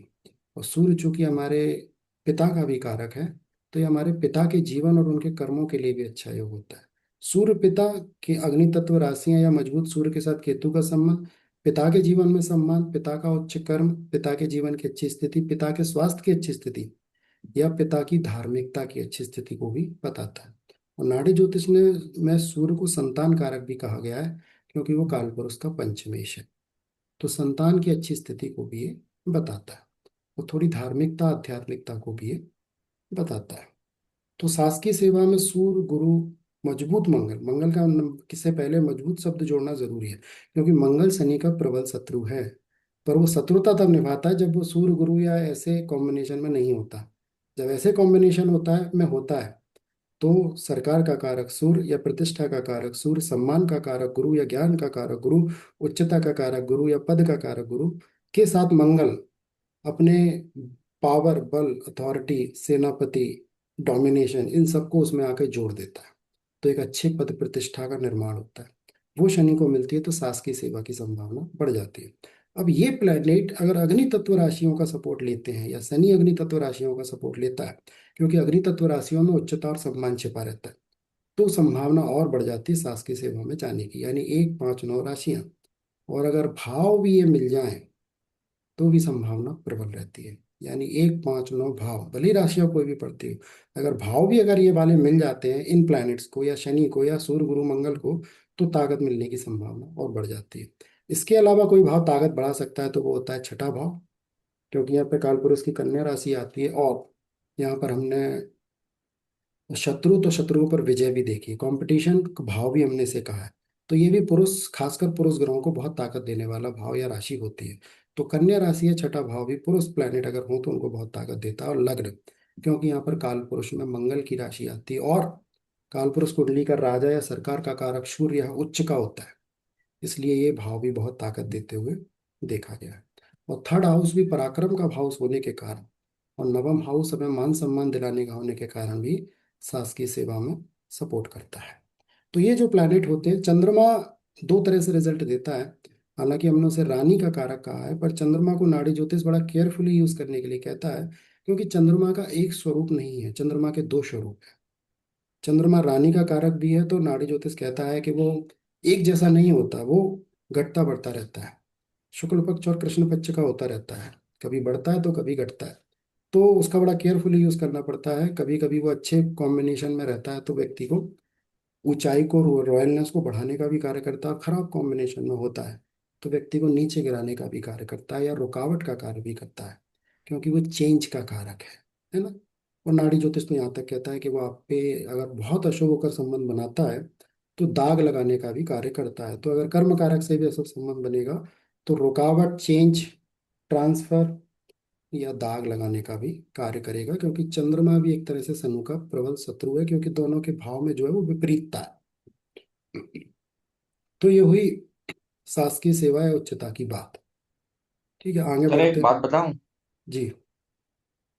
मेरी बेटी आईएएस है, और उसकी कुंडली में अष्टम भाव में सूर्य शनि राहु है, मिथुन लग्न, यानी मकर राशि में सूर्य शनि राहु, और दूसरे भाव में बृहस्पति का है केतु के साथ। सर बिल्कुल। मतलब ये कोई भी उसकी कुंडली, मतलब सर पटकता है कि ये कैसे हो सकता है ये। मतलब मैं भी, मतलब सूर्य शनि राहु का इतना जो मतलब आपने सटीक बताया, तो आज मुझे समझ में आया कि मेरी बेटी की कुंडली में ये कौन से योग थे जो इतनी, मतलब कॉम्पिटिटिव एग्जाम फर्स्ट अटेम्प्ट में क्लियर किया उसने। बिल्कुल। और अष्टम भाव में अगर ये योग बनता है ना, 8 6 10 या 3, तो ये एक ताकत और बढ़ जाती है। पुरुष ग्रहों का जब कोई योग अष्टम, छठे हाउस में, 10th हाउस में, थर्ड हाउस में बने, या लग्न में बने, तो इसकी ताकत और बढ़ जाती है, क्योंकि यहाँ बस पर उसका विपरीत। जो मंगल है वो 12वें भाव में है, तो जो आपने कहा ना पंचम हाँ, करता है इससे, सूर्य शनि बिल्कुल। राहु से पंचम करता है, पंचम ट्राइन स्थान। रिलेशनशिप बन गया। और आप 100 कुंडलियां आईएएस की उठाकर देख लेना, 90 में आपको सूर्य मंगल राहु योग मिल जाएगा, क्योंकि जी सूर्य जी। मंगल दो पावर हैं, और उस पावर को बूस्ट करने के लिए राहु की आवश्यकता होती है। तो आपका जी ट्राइन जी। से जो मैंने पहले ही समझा दिया, इसलिए ट्राइन रिलेशनशिप, कि अगर ट्राइन में भी हाँ। प्लेनेट बैठे हो तो आप उसे युति की तरह यूज करें। तो आपका सूर्य मंगल राहु योग बन गया, और बेटी को आईएएस भी उसने बना दिया। तो ऊंचाई देने में ये राहु की बड़ी भूमिका होती है। तो अब हम मुझे बात लगता करते है हैं। और भी पार्टिसिपेंट्स को कुछ भी डिस्कस करना है, क्वेश्चन करना है, तो थोड़ा अभी, क्योंकि आप इतना मतलब फ्लो इतना अच्छा है आपका कि रोकने का मन नहीं कर रहा था, पर मुझे लगा कि चलो मैं ही शुरुआत करता हूँ, क्योंकि फिर आप आगे निकल जाएंगे, फिर किसी को यहाँ पूछना हो तो पूछ सकते हैं। हाँ, ये भी कर हाँ, सकते हैं कि अपना आप नोट कर लें प्रश्न, अगर ऐसा लग रहा हो तो बाद में भी रख और नहीं, सकते हैं। रिकॉर्डिंग तो अवेलेबल रहती है, कोई दिक्कत नहीं हम्म। है। नोट करना है वो कर भी सकते हैं, कोई सवाल नोट नहीं। नहीं मतलब नहीं, इस सर वो सेशन कह का। रहे क्वेश्चंस नोट कर लें, एंड में पूछ लें, हाँ। क्योंकि नहीं तो टूटता है बीच में। हाँ, ये भी कर सकते हैं। ठीक है, फिर आप आगे बढ़िए। हम्म। तो मैं थोड़ा स्लो हो जाता हूँ, मेरा फ्लो अगर तेज जा रहा है तो मैं थोड़ा सा स्लो होने नहीं, नहीं नहीं, लगता फ्लो परफेक्ट है तो सर, आपका, बिल्कुल। नहीं फ्लो हूँ। सही है आपका। अच्छा। लेकिन मुझे लगा कि कुछ मतलब जैसे व्यक्त करना हो, जी। कुछ पूछना हो, तो एक थोड़ा बीच में ये, इसलिए मैंने थोड़ा आपको कहा। बिल्कुल। तो किसी को लगे बीच में कुछ ऐसा कंफ्यूजन क्रिएट हो रहा है तो हाल भी बोल सकता है, और अगर कोई स्पेसिफिक प्रश्न हो तो लिखकर आखिरी में भी पूछ सकता है। दोनों तरह की स्वतंत्रता है हमारे पास, आप लोगों को जैसा ठीक लगे ना। थ्योरी में अगर लगता है कि कोई कंफ्यूजन क्रिएट हो रहा है तो अभी क्लियर करना जरूरी, तो आप बीच में भी पूछ सकते हैं, बिल्कुल है ना। सभी लोगों के पास स्वतंत्रता है। तो देखिए, ये एक प्रमाणीकरण हमारे पास आया तो ऐसे ही आप बहुत सी कुंडलियां उठा के देखेंगे और नाड़ी के कॉम्बिनेशन से उनको देखेंगे तो बहुत सारे रिजल्ट हमें मिलेंगे। ठीक है, तो बात चल रही थी शासकीय सेवा की, व्यापार और नौकरी की, इनको हमने देखा। व्यापार में जैसे मैंने शुक्र बुध का बहुत योग बताया, 3 7 11 भाव और राशियों का बहुत योग बताया। तो इसमें आप पाएंगे कि कभी कभी व्यापार नहीं होता, नौकरी होती है, पर उसकी फील्ड आप देखेंगे या तो फाइनेंस होगी या ट्रेड होगी, है ना, या HR होगी, या चार्टर्ड अकाउंटेंसी होगी, है ना। इन क्षेत्रों में फिर वो शुक्र बुध शनि अपने क्षेत्रों में व्यक्ति को ले जाते हैं। अब हम देखते हैं कि आजीविका का समय कौन सा होता है, यानी किस गोचर में व्यक्ति को व्यवसाय व्यापार स्टार्ट होता है या नौकरी लगती है।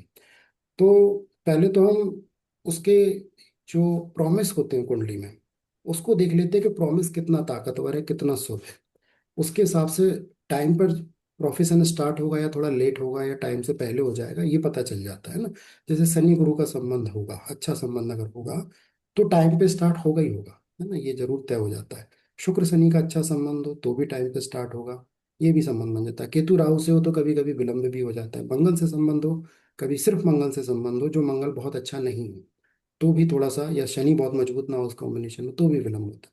तो हम एक थोड़ा सा मोटा मोटा अंदाजा ये लगा लेते हैं कुंडली में प्रॉमिस को देखकर शनि के, कि कैसा प्रॉमिस है तो उसको टाइम, किस टाइम पर जॉब मिल सकती है या प्रोफेशन उसका स्टार्ट हो सकता है। तो उस पीरियड पर जाकर हम थोड़ा सा गोचर देखते हैं फिर।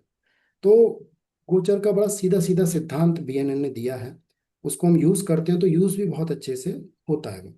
तो वो कहते हैं कि उस एज के बाद जब व्यक्ति जॉब के लिए या प्रोफेशन या बिजनेस के लिए पूरी तरह से तैयार हो चुका होता है ना, और प्रॉमिस को हम थोड़ा सा एक दृष्टिकोण के लिए देख लेते हैं कि हाँ इस समय इसकी जॉब या प्रोफेशन स्टार्ट हो सकता है या इस समय के बाद हो सकता है।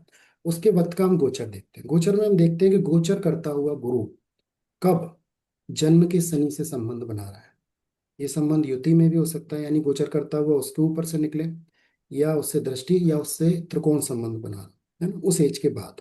है ना, हम जैसे हमने देखा कि इसकी एजुकेशन वगैरह 20 में कंप्लीट हो जाएगी, 22 में कंप्लीट हो जाएगी, उसके बाद ये जॉब के लिए या प्रोफेशन या बिजनेस के लिए तैयार हो जाएगा। फिर हम उस समय के गोचर में एक अंदाजा लगाते हैं कि कब गुरु का संबंध जन्म के शनि से बन रहा होगा। तो जब गुरु गोचर करता हुआ जन्म के शनि से संबंध बनाता है तो उस समय व्यापार व्यवसाय स्टार्ट होता है व्यक्ति का पहली बार। जब उस समय के बाद जब पहली बार रिलेशन बनता है तो ये रिलेशन 2 3 तरह से बन सकता है, खासकर उसके ऊपर से या उसके त्रिकोण में, है ना, ये ज्यादा देखा गया है। तो व्यक्ति 60 से 70% ये सूत्र काम करता है और व्यक्ति का प्रोफेशन जो होता है उस पीरियड में स्टार्ट होता है। दूसरा जो सूत्र होता है इसके बाद सेकेंडरी जो काम करता है वो होता है कि गोचर करता हुआ शनि कब जन्म के गुरु से संबंध बनाता है। और अगर ये दोनों काम एक साथ हो रहे हो तो ये पॉसिबिलिटी बहुत पक्की हो जाती है कि इस टाइम में प्रोफेशन आपका स्टार्ट हो गई होगा। तो ये 2 सूत्र हो गए कि गोचर करता हुआ गुरु कब जन्म के शनि, या गोचर करता हुआ शनि जब कब जन्म के गुरु। तीसरा जो सूत्र होता है वो होता है जो सहयोगी के तौर पर हम ले सकते हैं कि गोचर करता हुआ शनि कब जन्म के शुक्र से संबंध बनाएगा। तो शुक्र का मतलब है कि वो कर्म जो है वो धन से संबंध बना रहे हैं, धन कारक से संबंध बना रहे हैं, तो जीवन में सोर्स ऑफ इनकम यानी धन आगमन की संभावनाएं फिर खड़ी हो जाती है। पर जो पहला है वो सबसे मजबूत काम करता है, दूसरा उसके बाद और तीसरा आखिरी में। और अगर ये एक साथ मिलते जुलते काम कर रहे हो तो ताकत और बढ़ जाती है। और इसमें हम ये भी देख लेते हैं कि जिस गुरु की हमने बात की जो गोचर करता हुआ जन्म के शनि से संबंध बना रहा है, अगर वो उसी वक्त में आपके 10th लॉर्ड से यानी तात्कालिक दशमेश से भी संबंध बना रहा हो तो ये पॉसिबिलिटी और अच्छी हो जाती है। दसम भाव को प्रभावित कर रहा हो तो और पॉसिबिलिटी बढ़ जाती है। ठीक है, ऐसे ही शनि के संबंध में भी हम देखते हैं कि शनि गोचर करता हुआ गुरु या जन्म के 10th लॉर्ड से संबंध बना रहा हो तो ये पॉसिबिलिटी और बढ़ जाती है। इसमें कभी कभी रुकावट देने के लिए राहु केतु भी आ जाते हैं ना। कभी कभी हम देख रहे होते हैं कि ये सूत्र तो काम कर रहा था पर जॉब उस टाइम मिली नहीं, तो या तो प्रॉमिस कमजोर था, प्रॉमिस को हमने ठीक से नहीं देखा, या फिर क्या होता है कभी कभी हम देख रहे हैं गुरु को पर कभी कभी होता है केतु गोचर करता हुआ जन्म के शनि से संबंध बना लेता है या राहु बना लेता है, तो वो थोड़ा सा डिस्टरबेंस या विलंब वहां पर कर देता है। तो कभी कभी ये होता है, अदरवाइज ये सूत्र बहुत अच्छे से काम करता है। तो ये 3 तरह से हम इसको देख सकते हैं। पर पहली जो लाइन है यानी गोचर करता हुआ गुरु जन्म के शनि, ये सबसे ज्यादा परसेंटेज में काम करता है। उसके बाद गोचर करता हुआ शनि जन्म के गुरु से। तो ये आजीविका का हमारा समय होता है, कुछ समय हमारी आजीविका यानी हमारा प्रोफेशन जो होगा, कैरियर जो होगा वो स्टार्ट होता है। अब यही संबंध दोबारा बन जाए, उस मतलब आजीविका स्टार्ट हो गया, प्रोफेशन स्टार्ट हो गया, तब अगर फिर से ये संबंध बनता है तो फिर हमें प्रमोशन मिलता है, या अगर हम बिजनेस कर रहे हैं तो उसमें उन्नति होती है, या हम एक काम कर रहे हैं उसके साथ दूसरा काम स्टार्ट होता है, या हमारे सोर्स ऑफ इनकम बढ़ जाते हैं, या हमारा प्रोफेशन तरक्की करने लगता है, या फिर हमें प्रमोशन मिलता है, ऐसी चीज़ें होती हैं। तो इस कॉम्बिनेशन के बाद जब दोबारा ये कॉम्बिनेशन कुंडली में बनते हैं, यानी फिर से गोचर करता हुआ गुरु जब जन्म के शनि से संबंध बनाए, या गोचर करता हुआ शनि जन्म के गुरु से संबंध बनाए, है ना, या शुक्र से संबंध बनाए, तो फिर ये जो भी एडिशन होता है हमारे प्रोफेशन में, वो सब एडिशन इन योगों में फिर हम देखते हैं, है ना। कई बार कुछ अच्छे योग भी होते हैं, जैसे सूर्य गुरु योग है, तो गोचर करता हुआ शनि जब भी इसके ऊपर से निकलेगा, डेफिनेट आपको कुछ ना कुछ देगा। धर्म कर्म योग कुंडली में प्रॉमिस में ही बना हुआ है शनि गुरु का योग। जब भी यहाँ पर गुरु आएगा, कुछ ना कुछ ऐड करेगा, सम्मान दिलाएगा, ऐड करेगा, प्रमोशन बढ़ा सकता है, सैलरी बढ़ा सकता है, चेंज करा सकता है जॉब को, एक जॉब के साथ दूसरा जॉब करा सकता है। जैसे हम नौकरी कर रहे हैं, नौकरी के साथ ज्योतिष करवा सकता है ना, कंसल्टेंसी करवा सकता है, मार्गदर्शक बना सकता है, सलाहकार बना सकता है, कुछ भी ऐड करा सकता है आपकी लाइफ में। दो गुरुओं का संबंध हो, गुरु और शुक्र का, तो भी संभावना रहती है कि शनि जब वहां से निकलेगा तो कुछ अच्छी संभावनाएं देगा। शुक्र मंगल का भी एक कॉम्बिनेशन अच्छा माना जाता है इस मामले में। पर वो धनदायक और हमारे अर्थ पूर्ण जो कर्म होते हैं उनमें बढ़ोतरी का होता है, क्योंकि शुक्र मंगल एक को भी हम नहीं, मतलब नाड़ी ज्योतिष तो नहीं, पर मैं उसे एक अच्छा योग मानता हूँ। धर्म मतलब जो जीवन में जब लग्जरी और प्रोफेशन में जब अच्छा होता है कुछ, है ना, तो उसमें शुक्र मंगल से भी जब शनि संबंध बनाता है तो भी कुछ ना कुछ ऐड करते हुए देखा गया है। बस इस शुक्र मंगल में कोई केतु जैसा प्लेनेट ना हो, या चंद्र जैसा प्लेनेट ना हो, तो दिक्कत आने का संभावना रहती है। तो ये होता है उन्नति और प्रोफेशन का समय। इसमें छोटे प्लेनेट के गोचर को भी हम देख ले तो समय के हम बहुत करीब पहुंच सकते हैं। तो जब भी प्रमोशन या कुछ ऐड होगा, तो वो हमारे जीवन में सम्मान या कुछ ऐड होने के योग बनते हैं। तो वहां पर सूर्य मंगल जैसे प्लेनेट भी ताकतवर पोजीशन में गोचर कर रहे होते हैं। जैसे गोचर करता हुआ गुरु सूर्य जो है वो जन्म के सूर्य से, जन्म के मंगल से संबंध बना रहा हो, या गोचर करता हुआ मंगल, क्योंकि ये दोनों पावर और अथॉरिटी है, इनके गोचर भी रोल प्ले करते हैं। तो या फिर गोचर करता हुआ मंगल जन्म के सूर्य या मंगल से, या जन्म के गुरु से गोचर करते हुए सूर्य या मंगल जन्म के गुरु से संबंध अगर बना रहे हो, तो उस समय ये हमें प्रमोशन ईटीसी मिलता है, या हमारे जीवन में कुछ ना कुछ कर्मों में सम्मान फिर ऐड होता है। इसमें हम प्रोग्रेशन को भी देखते हैं, हालांकि उसे समझाना पॉसिबल नहीं है अभी। पर जैसा मैंने बताया कि एक लॉन्ग ड्यूरेशन होती है, जैसे आप दशा देखते हो वैदिक में, नाड़ी में हम प्रोफेशन का प्रोग्रेशन का यूज करते हैं, दशा को हम बीएनएन में नहीं देखते। तो प्रोग्रेशन में क्या आता है कि कौन सा प्लेनेट किस जगह अभी मूव कर रहा है, और किस डिग्री पर कौन से प्लेनेट से रिलेशन बना रहा है। अगर प्रोग्रेशन का प्लेनेट भी, यानी हमारा कर्म कारक प्रोग्रेशन कर रहा है, प्रोग्रेशन में उसकी स्थिति अगर अच्छी है तो गोचर भी अच्छा सपोर्ट करता है, और प्रोग्रेशन में उसकी स्थिति खराब है तो गोचर का सपोर्ट हमें फिर कम मिलता है। और प्रोग्रेशन और गोचर दोनों खराब है तो रिजल्ट बहुत खराब है। प्रोग्रेशन और गोचर दोनों शुभ है तो रिजल्ट बहुत शुभ है। कि मान लीजिए शनि गुरु के रिलेशन को हम देख रहे हैं अपने प्रमोशन के लिए, कि गुरु आएगा जन्म के शनि से संबंध बनाएगा और हमें प्रमोशन मिलेगा, या शनि आएगा गोचर करता हुआ जन्म के गुरु से संबंध बनाएगा और हमें प्रमोशन मिलेगा। अब ऐसे समय में अगर शनि का प्रोग्रेशन भी गुरु के करीब हो तो ये संभावना बहुत प्रबल हो जाती है। और अकेला प्रोग्रेशन भी बिना गोचर के सपोर्ट के भी आपको, ऐसी स्थिति में जब बहुत डिग्री वाइज क्लोज कनेक्शन उन दोनों का बन रहा हो, तो आपको सम्मान दिला सकता है, ऐड करा सकता है, कुछ ऊंचाई पर ले जा सकता है। तो ये प्रोग्रेशन मेथड का फिर हम उसमें यूज करते हैं कि गुरु प्रोग्रेस करता हुआ कहाँ चल रहा है, शनि प्रोग्रेस करता हुआ कहाँ चल रहा है, टेंथ लॉर्ड के प्रोग्रेशन की क्या पोजीशन है। अब शनि मान लीजिए प्रोग्रेस करता हुआ केतु के करीब पहुंच जाए, तो यहाँ पर अगर गोचर में कुछ अच्छी संभावनाएं भी दिख रही होंगी तो वो मिलने वाली नहीं है, क्योंकि केतु सांसारिक कर्मों को चोट पहुंचाएगा। हाँ, आध्यात्मिक कर्मों को उन्नति जरूर दे सकता है, पर सांसारिक कर्मों को चोट पहुंचाएगा। या खराब चंद्रमा के करीब से निकल रहा हो तो भी गोचर कम सपोर्ट करता है, या राहु जो बहुत अच्छी स्थिति में ना हो, या मंगल जो बहुत अच्छी स्थिति में ना हो, या मंगल बहुत ताकतवर हो, शनि कमजोर हो, तो भी ये रुकावट के संकेत देता है। तो ये होगा हमारी उन्नति और प्रमोशन का, प्रमोशन इत्यादि का समय। अब हम आगे बढ़ते हैं, कोई कुछ किसी कोई जिज्ञासा ना हो तो यहाँ से हम आते हैं फिर कर्म में बाधा। हाँ, मंजरी जी।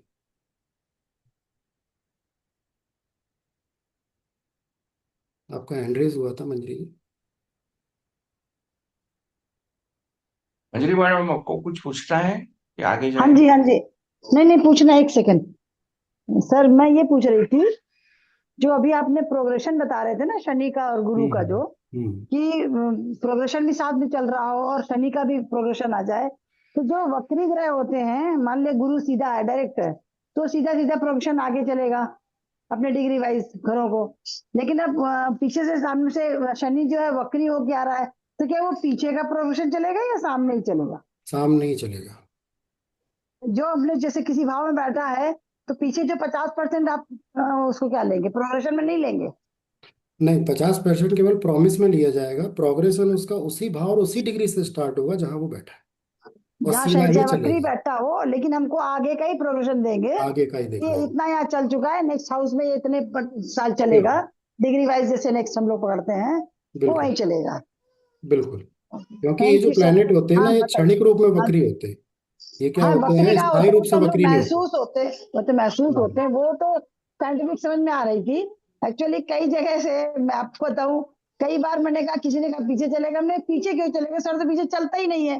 भाई पीछे तो हम लोग काल्पनिक है कि हमको लग रहा है कि प्रतीत हो रहा है, वो होता तो नहीं है पीछे। फिर ये बिल्कुल। पीछे क्यों बता दिया गया? कई लोगों ने नाड़ी का मैंने जांच किया, जो क्वेश्चन मैंने पूछा, हर आदमी हमने कहा पीछे चलता नहीं, मेरा प्रैक्टिकल आ नहीं रहा, मेरा प्रैक्टिकल सीधे आंसर मुझे सीधे मिल रहा है प्रोग्रेशन बस। में दोनों मिलने से। इसलिए मैंने कहा आपसे, आपका काफी नाम सुना था, पिछला भी आपका एक देखा था कुछ, मैंने कहा आज आप मिले हैं, आपसे जरूर ये क्वेश्चन कंफर्म हो जाएगा। सर, बिल्कुल। तो थैंक सबसे यू बड़ी ठीक सर। है, चीज होती नेक्स्ट है, क्वेश्चन अमिता जी। सबसे बड़ी चीज जो होती है कि हमें रिजल्ट ओरिएंटेड कौन सी चीज लाभ दे रही है। तो रिजल्ट हाँ अगर जी। हमें मिलने लगे, तो फिर हमें हाँ। मान्यताओं धारणाओं की तरफ ना जाकर उस रिजल्ट पर जाना चाहिए। तो आपको अगर सीधे हाँ से जी। मिले तो बात कंफर्म हो गई। और क्या होता हाँ है ना, जी। ये जो शनि गुरु ये सब बुध वगैरह, ये जब वक्री होते हैं ना, तो ये क्षणिक हम्म। रूप में वक्री होते हैं, यानी इनका स्वभाव वक्री होने वाला है नहीं राहु केतु की तरह। हाँ ये जी। हाँ किसी जी। हाँ कारण जी। से पावर लेने के लिए वक्री होते हैं ना। तो हाँ वो जी। हाँ क्षणिक जी। रूप में होते हैं, तो हम इसको प्रोग्रेशन में इस तरह से यूज नहीं करते। हाँ, राहु केतु हाँ हमेशा उल्टे ही चलेंगे, ये ध्यान रखना, हाँ जी। क्योंकि वो उनका स्थायी प्रोग्रेशन रूप से पीछे ही वक्री जाए। प्लेनेट है। हाँ उनको तो पीछे ही लिया, वो बिल्कुल। तो स्थायी है, परमानेंट है, मतलब वो तो चलेंगे ही चलेंगे। ठीक लेकिन है, थैंक यू। जो, थैंक यू सर। जी Anita ji. Okay, thank you madam. Next question Amita ji. Amita madam. Mic unmute कीजिए अपनी। हेलो। अनीता बोला कि अमिता बोला आपने? अनीता, आपका मैडम, एड्रेस हाँ, भी। अभी आपके आप बारे ही में। को कह रहे हैं, अमिता मैं जी। थोड़ा लेट शुरू किया था ये, तो प्रोग्रेशन का पूछना था। जो नॉर्मल डिग्री होती है प्लैनेट्स की एफिमेराइड्स में, वो लेनी है प्रोग्रेशन की, या एक प्लैनेट का एक साल लेके चलना है प्रोग्रेशन? नहीं नहीं, एक साल वाला नहीं, जो नॉर्मल डिग्री होती है उस डिग्री से हम जो उसको मूव एक्चुअल करें। एक्चुअल डिग्री का लिए आता है। बिल्कुल। बिल्कुल बिल्कुल उसी को लें। ठीक है। ओके। ओके। चलिए अब आगे बढ़ते हैं, कर्म में बाधा, रुकावट और टर्मिनेशन इत्यादि पर बात करते हैं। तो कर्मों में बाधा भी हम कारक से ही देखेंगे, प्राथमिकता हम हमेशा कारक को ही देंगे।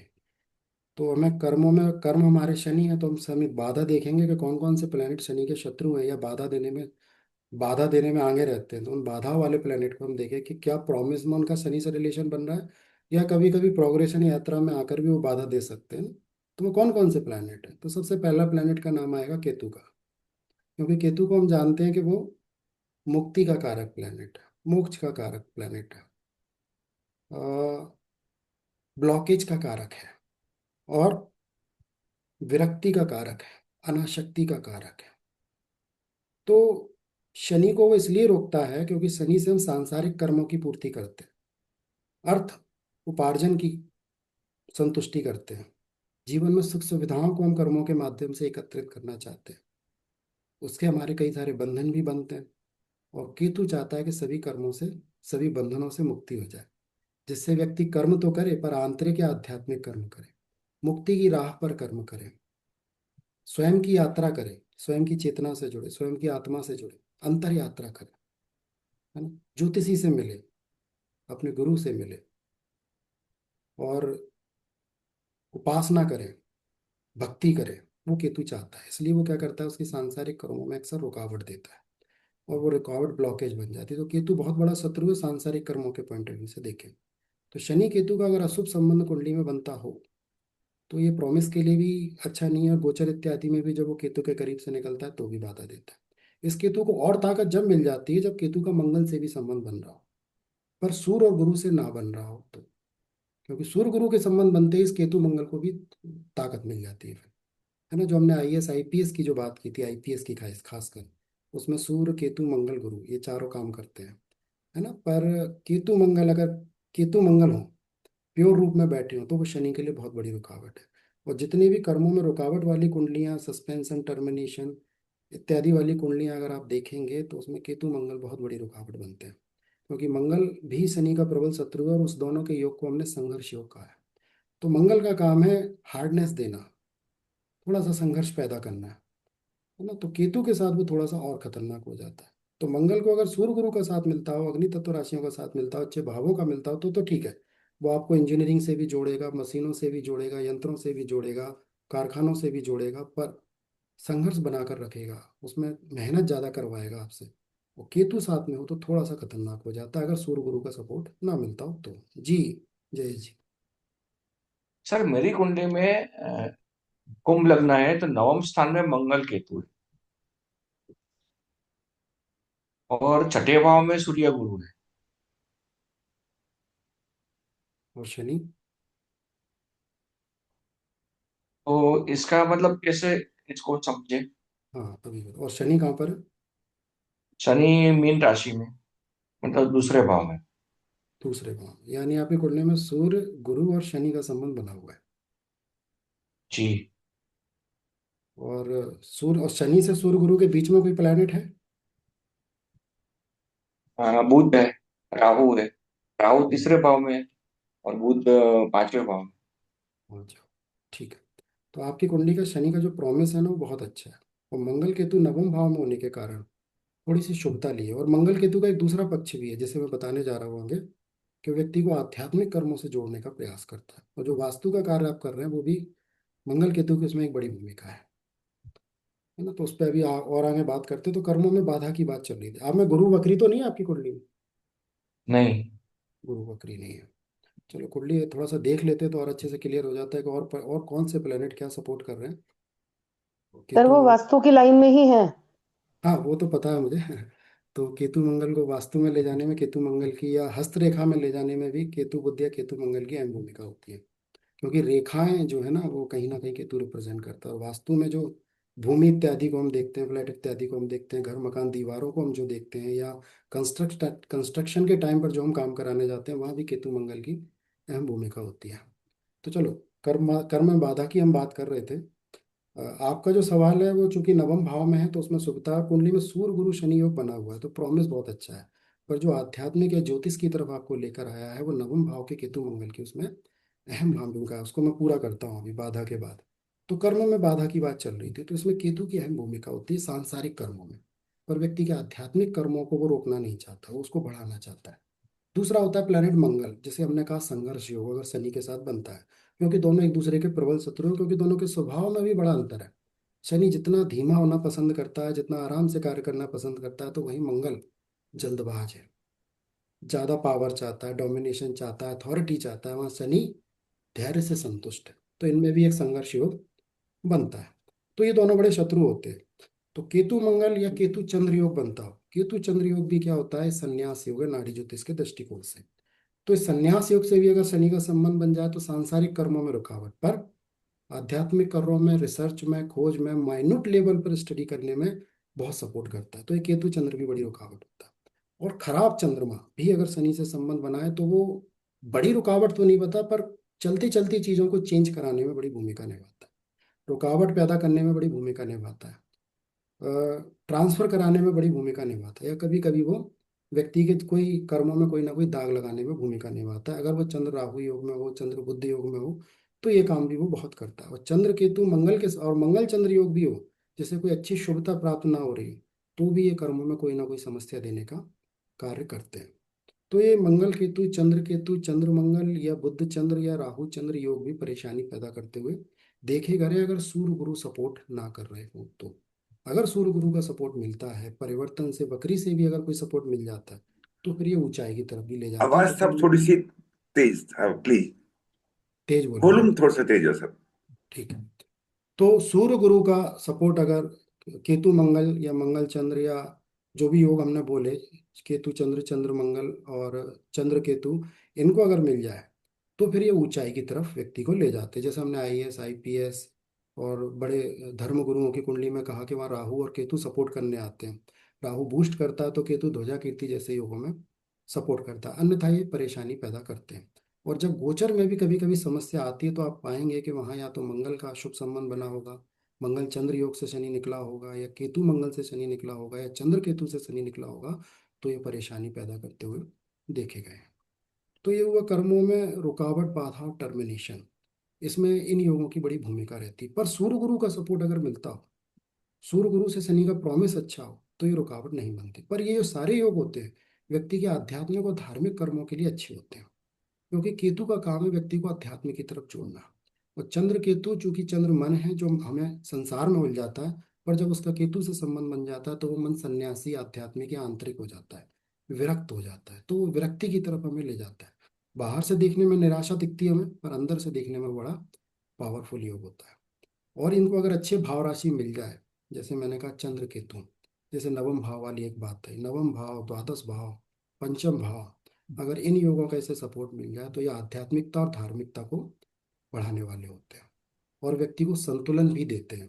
जैसे एक व्यक्ति अर्थ में बिल्कुल डूब रहा है, तो केतु मंगल चंद्र केतु ऐसे योग क्या होते हैं, व्यक्ति को एक संतुलन भी देखते हैं कि अर्थ को भी बढ़ाना है पर अध्यात्म को भी बढ़ाना है।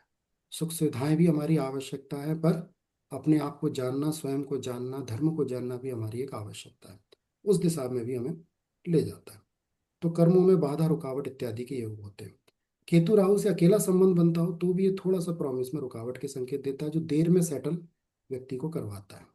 क्योंकि केतु जो है ना एक विपरीत प्लैनेट लैपटॉप थोड़ा करीब रखिए ना, अच्छा, और करीब आओ। नहीं, अब तो क्लियर आ रही है और आवाज, अपने पहले लैपटॉप स्लो की थी। वॉल्यूम थोड़ी बढ़ा दीजिए।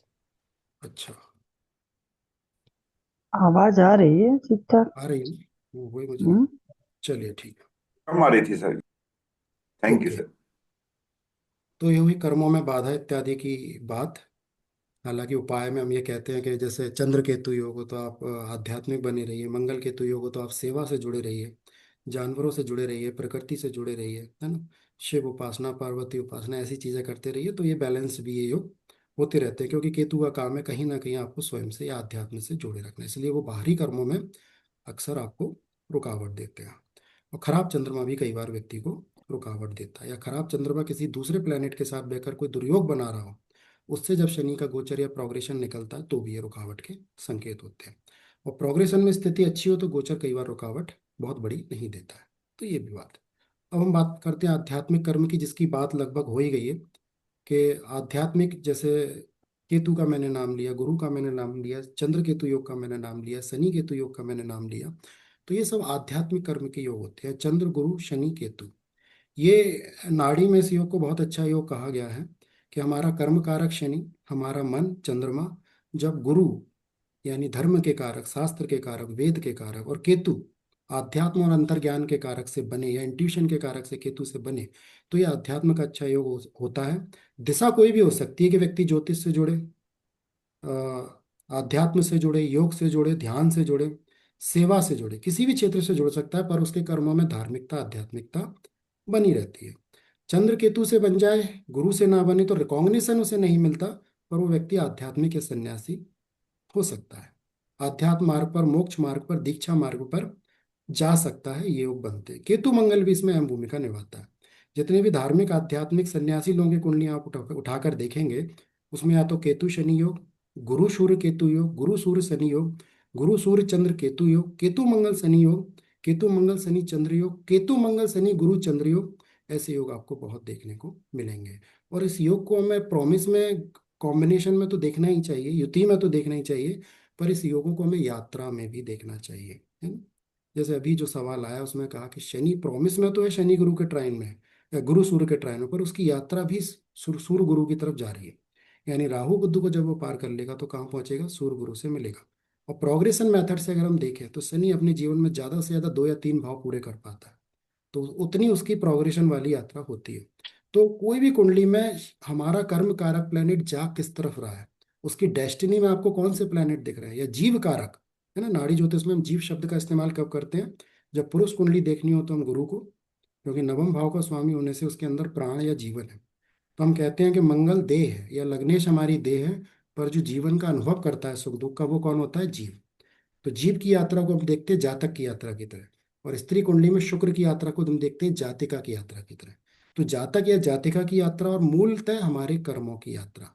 मान लीजिए वो केतु चंद्र और गुरु योग की तरफ जा रही है, चंद्र केतु योग की तरफ जा रही है, या गुरु सूर्य योग की तरफ जा रही है या मंगल केतु चंद्र योग की तरफ जा रही है, तो ये आध्यात्मिक धार्मिक दीक्षा योग या उपासना या मेडिटेशन ऐसे योगों की तरफ हमारी यात्रा कर्मों की जा रही है। तो इस यात्रा से भी हमारी ये संभावना बन जाती है कि हमारे जीवन में आध्यात्मिकता धार्मिकता बढ़ेगी, या प्रोग्रेशन ऐसे ग्रह भाव या राशियों में चला जाता है जहां ऐसे योग बन रहे हैं, तो भी ये यात्रा सुनिश्चित करती है। तो ये ट्रायन में भी बन सकता है, ये युति में भी बन सकता है, ये यात्रा में भी ये योग बनते हैं। और यात्राओं से तय करना होता है कि उस व्यक्ति के जीवन के कर्मों का उद्देश्य क्या है। तो ये हुई आध्यात्मिक कर्मों की बात और जीवन की कर्मों की यात्रा की बात। तो मेरी बात लगभग यहाँ पूरी होती है। अब हम प्रश्न इत्यादि अगर कोई जिज्ञासा हो तो वो रख सकते हैं। आप लोग अपने हैंड सर, रेज कर शनि सकते हैं नीचे से। वैराग्य का भी कारक माना जाता है। आपने कहा कि शनि है जो सांसारिक कर्मों का भी कारक है, तो ये दोनों कॉन्ट्राडिक्शन बातें हम्म। है कि मतलब बीएनएन में कुछ अलग है? ठीक। शनि शनि एक ऐसा प्लेनेट है जो जिस प्लेनेट से रिलेशन बनाएगा उसके मुताबिक कर्मों को तय करेगा, है ना। तो शनि को एक न्यूट्रल प्लेनेट की तरह कहा गया है। यानी शनि क्या है, एक पत्रवाहक, जैसा मैंने कहा कि वो डाकिया है। वो क्या देगा, हम्म। जो आपके पास आपने अर्जित कर रखा है कर्मों के रूप में। इस जीवन में जो हम्म। कुंडली बनकर आई है उसमें शनि जिस प्रॉमिस में आया है, यानी पूर्व जन्म में हमने ऐसा कर्म अर्जित किया है, तो शनि वो बताता है। हम्म। अगर वो शुक्र राहु के साथ होगा तो आपको बिल्कुल प्रॉफिट, बिल्कुल लग्जरी सुख और आनंद के कर्मों की तरफ आपको मोड़ेगा। पर अगर वो सूर्य हम्म। गुरु चंद्र केतु मंगल केतु की तरफ होगा तो वही आपसे आध्यात्मिक कर्म करने ही कहेगा। यानी शनि एक तरह से न्यूट्रल है। हाँ, उसका जो मूल स्वभाव है उसमें थोड़ा सा विरक्ति भाव है, पर जैसे ही वो ओके। लग्जरियस प्लेनेट के, क्योंकि वो देखिए उच्च भी कहाँ होता है, कालपुरुष की तुला राशि, लग्जरी और कंफर्ट हम्म। की राशि में, है ना।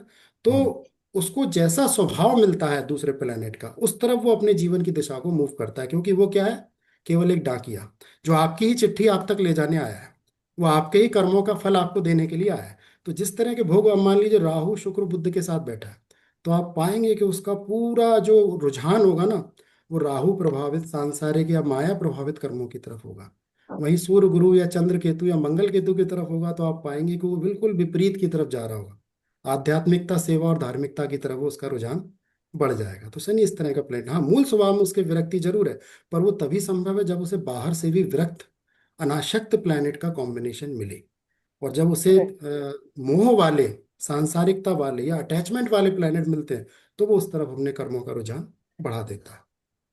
मंजीरी जी, आप अपना ओके। क्वेश्चन पूछ लीजिए। नमस्ते नमस्ते सर। सर ये मैं बोल रही थी, जैसे अभी आपने कहा ना राहु को तो यहाँ नाड़ी में तो बहुत अच्छा कहा गया, वैदिक में और बाकी चीजों में तो कुछ राहु को ज्यादा ही खराब कर दिया गया है। अब राहु गुरु शुक्र ये सब इकट्ठे अगर बैठ गए और शनि भी त्रिकोण से मिल गया और चंद्रमा भी आ गया, सारे मतलब कहना है सूर्य छोड़ के सब आ गए मिलके, तो ये क्या कर देंगे? आगे पीछे तो है, बीच में शनि के सामने चंद्रमा आ गया और चंद्रमा मॉडिफायर हो जाता है, काम क्या कराएगा बार बार? तो क्या चेंज कराएगा, या हम इसको खाने का काम जैसे लेते हैं, चंद्रमा खाने का है लगा देंगे तो ये उतना फल नहीं, नुकसान नहीं करेगा कह देंगे, चंद्रमा क्योंकि चेंज बहुत कराता है। तो क्या ये काम ठीक रहता है ऐसे करने से तो जो आपने हम लोग बोला कि करते हैं? शुक्र गुरु के साथ राहु का संबंध है, ये बना हुआ है आपके हाँ पास। हाँ, राहु गुरु शुक्र बुध सब एक साथ हैं और चंद्रमा शनि त्रिकोण में है, मतलब सब मिलकर केंद्र त्रिकोण में ही है, ठीक है, सारे पहली ग्रह। बात तो ये थोड़ा सा ज्ञान की तरफ रुझान को बढ़ाएगा। ओके। ज्ञान के रुझान को हाँ बढ़ाएगा, स्टडी हाँ। करने की इच्छाओं को पैदा करेगा, गुरुओं से मिलने गुरुओं का हम्म अनुसरण करने की इच्छाओं को पैदा करेगा, पर खान पान की इच्छाएं भी बढ़ाएगा। क्योंकि चंद्र जब इस योग में आ जाता है, यानी शुक्र चंद्र योग और राहु जब मिल जाता है, तो खान पान की हम्म। इच्छा ही बढ़ाएगा। इसका नेगेटिव इफेक्ट ये रहेगा कि इसमें आपको शुगर फैट कोलेस्ट्रॉल का बड़ा डर रहेगा, है ना। हाँ जी। उसके बढ़ने ठीक की ठीक। बहुत संभावना रहती है, क्योंकि शुक्र गुरु की मिलकर आपके कोलेस्ट्रॉल शुगर या फैटी फैटी लीवर के योग को फैटी बनाते लीवर हैं, की योग बनाता है, राइट, है ना। वो अब तो उसमें राहु आ जाए तो वो क्या कर देता है, उस योग को बूस्ट कर बढ़ा देता है। देता है और बढ़ा चंद्रमा आ देता जाए है। तो क्या करता है, आपकी खाने पीने की आदतों को कम करने में बड़ी दिक्कत आती है, वो उसको खाने का कम नहीं काम ही होने कर लिया देता। ना, खाने का होटल खोल लिया सर ने ज्यादा शौक पे। हाँ, तो वो योग बन गया ना, शनि आ गया चूंकि आपका कर्म उस योग में आ गया, चंद्र शुक्र हाँ राहु जी गुरु। तो हाँ जी उसने हाँ क्या जी। किया, खाने पीने की इतनी अधिकता कर दी कि आपसे रेस्टोरेंट ही खुलवा दिया फिर उसने, है ना। हाँ तो तो चंद्रमा यूज हो गया ना, हाँ तो क्या बिल्कुल। फिर भी नुकसान करेगा? फिर भी मेरा आपको कहने का सतर्क रहना पड़ेगा, खासकर नहीं, फैट, कोलेस्ट्रॉल और शुगर से तो आपको सतर्क रहना ही रहना वो पड़ेगा तो वहां से। राहु गुरु और शुक्र सब उतना तो समझ में आ ही गया था कि ये तो कंडीशन देगा ही। लेकिन चंद्रमा अगर करेगा तो इनको होटल चलाना ठीक है कि नहीं है, ये मैं नहीं, होटल चलाना ठीक है, क्योंकि बिना चंद्रमा चंद्रमा होना ही चाहिए तभी होटल नहीं, चल मैंने पाएगा। मैंने खुलवा दिया चल ले, लेकिन वो अब चलने में टाइम तो लगता ही है ना। बड़ा क्लाउड किचन खोल लेंगे शौक में। और इनका क्या है, गुरु के साथ राहु अगर होगा, आप न वही है ना एक्सपेंशन, हर चीज बड़ी बड़ी बड़ी। तो बिलेने मिलेने कुंडली तो ऐसे ही हुआ करती थी। बिल्कुल ऐसे लेकिन ही फिर होता है। भी किसी ने कहा ऐसा मत करो, ये मत करो, तो नहीं मैंने नहीं। कहा एक्चुअली मेरे बेटे की कुंडली है, खुलवा दिया। अब हमने से किसी ने उससे बात की तो उन्होंने कहा उसको बंद करा दो। तो कहता माँ तुम पहले तो कहती थी खोल दो, अब कहती बंद करा दो। तुम अपनी नई नई थ्योरी क्यों ले आती हो? तो मैंने, किसी ने कहा अष्टम का शनि है, अष्टम आएगा तो बड़ा खरा, क्योंकि केपी अष्टम पकड़ लेता है। शनि 11 में पड़ा हुआ है उसका, तो शनि भी बना हुआ योग, लेकिन वो वक्री है। तो वही मैं देखी थी, मैंने कॉम्बिनेशन सब मिला के ठीक है। प्रॉब्लम कहाँ कर रहा है आकर? टाइम का शायद। टाइम और का आप असर ये होता है। बताइए 30 से जो 36 हम लोग लेते हैं, 3 राउंड शनि के, मतलब गुरु के, और 2 राउंड, क्या उसका फर्क पड़ता है? नहीं नहीं, यहाँ राउंड शनि का से। 1 राउंड हम लोग ले लेते हैं कि 1 राउंड निकल जाए 30 से 36 साल के बीच में। कभी कभी होता है ना, 2 ढाई ढाई साल वाला भी तो चलेगा। क्या वो सच में प्रॉब्लम करता है तीसरे राउंड का तक गुरु? देखो, क्या होता है कि राउंड के अलावा हम प्रोग्रेशन मेथड को एक अलग तरह से इस्तेमाल करते हैं, है ना। जैसे हाँ शनि जी, आपका किसी राशि भाव में 15 डिग्री का बैठा हुआ है। हाँ ठीक है, जी, तो 15 साल तो वो वहां रहेगा जहां वो बैठा हुआ है। वही, हाँ और जी, अगले 30 साल वो अगले राशि भाव में निकालेगा, हाँ है ना। जी, तो इस मेथड से भी हमें देखना होगा कि कितनी दूरी किससे संबंध उसका बन रहा है। फिर गोचर हाँ वाला जी, राउंड तो हम फिर दूसरे तरीके से देखेंगे। तो दोनों जगह हमें देखना होगा कि गोचर और प्रोग्रेशन दोनों जगह हाँ कब जी। वो सेफ स्थिति में और कब अनसेफ है। तो वहां से हमें तय अच्छा, करना होगा। अब क्या होता है कि बिजनेस खराब नहीं होता, हमारा समय खराब होता है कई बार। समय ही होता है बस। बिजनेस ठीक होता है, कई बार क्या होता है कि हम 20 साल से कोई बिजनेस कर रहे हैं, पर अब वो समस्या देने लगा, वही बिजनेस होता है ना हाँ ऐसा। हाँ, तो वो सही कारण होता क्या है। होता है कि 20 साल अगर प्रॉमिस ही खराब होता तो 20 साल ठीक कैसे चलता। तो वो हाँ समय जी, खराब आता। तो कई बार क्या हम करते हैं, चेंज करते हैं, स्टार्ट करते हैं, पर वो समय उतना अच्छा नहीं होता। तो उसको हाँ टाइम जी, हाँ लगता जी। है सेटल होने में, तो वो समय थोड़ा सा खराब होता है। पर योग आपका ठीक है इस बिजनेस का। योग में हाँ, यही सर बिल्कुल परफेक्ट है वो। सर जैसे चलो, एमओपी पकड़ते हैं तो जहां से जन्म का गुरु है या जन्म का शनि है वहीं से स्टार्ट करते हैं काउंटिंग। हाँ डिग्री तो उसकी वही से डिग्री लेते हैं से, ना, गुरु का उसकी हाँ डिग्री पोजीशन से पता डिग्री, है। स्टार्ट करो। लेकिन कितना डिग्री चल चुका, प्रोग्रेशन तो वैसे ही लिया जाएगा ना, हाँ इतने साल लेकिन चल मान चुका, लीजिए फॉर इतना आगे। एग्जांपल किसी का थर्ड भाव मंजरी में मैडम, गुरु है। अभी आप आंसर मत अच्छा दीजिए, अच्छा, सर को आंसर देना। ठीक ठीक ठीक ठीक है। किसी का हाँ थर्ड हाउस में अगर गुरु बैठा है तो हम प्रोग्रेशन की स्टार्टिंग थर्ड हाउस से करेंगे। डिग्री तो ठीक है कि जितनी डिग्री से वहां से स्टार्ट करेंगे, लेकिन थर्ड हाउस से स्टार्ट करेंगे काउंट करना। हाँ, डेफिनेटली जहाँ बैठा वहीं से ओके, स्टार्ट होगा। ओके सर, यही पूछ और रही थी। डिग्री से हम हाँ उसका मधु जी। ये देखते हैं कि कितना चल चुका है, कितना बाकी है। Right, thank you sir. Sir Madhu ji Guru आप अपना क्वेश्चन गुरु पूछिए। गुरु शनि जो आपने बताया था, नमस्ते गुरु और सर। सूर्य का कॉम्बिनेशन। मंजरी मैडम, ऐसा मत करो। अब अभी ये इनका बात चल रहा है, हाँ अभी आप ठीक है, इसको मत। जी अ, मधु जी। हाँ मधु प्रणाम जी। सर। प्रणाम। सर जैसे शनि केतु अष्टम भाव में है और लग्न से मंगल की दृष्टि पड़ रही है। अच्छा।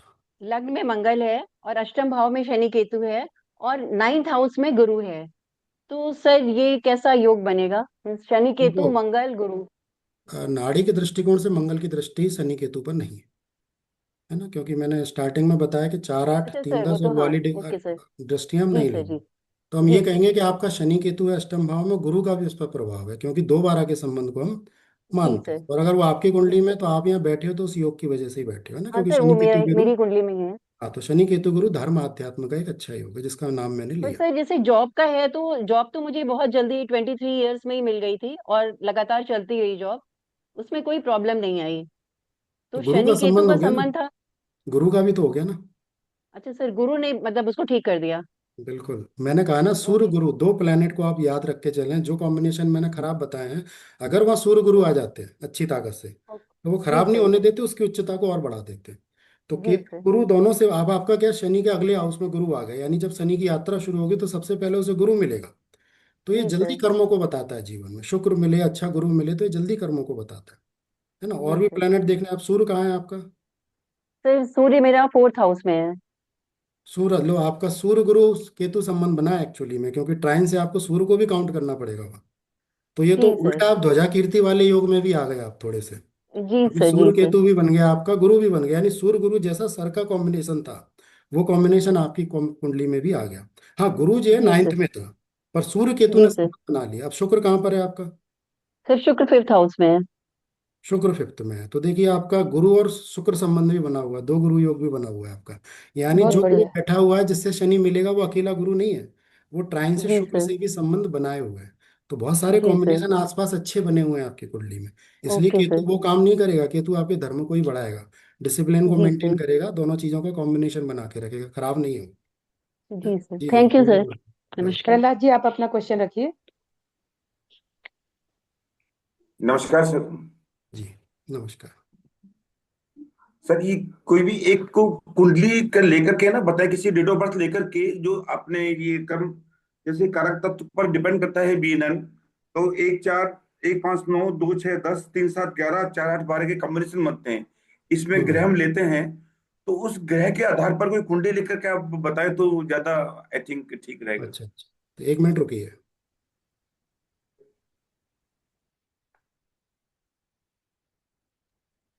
पहले मैं 1 5 9 वाले को, आपको शायद क्लियर नहीं हुआ तो उसको थोड़ा सा अच्छे से समझा देता हूँ, है ना। जी सर, ये सब। ये दिख रहा है सामने जो लिखा हुआ है, चार्ट दिख रहा है। हाँ जी। जी सर। हम्म। तो देखिए इसमें 1 5 9 भाव और राशियों पे नजर डालिए। सूर्य मंगल गुरु।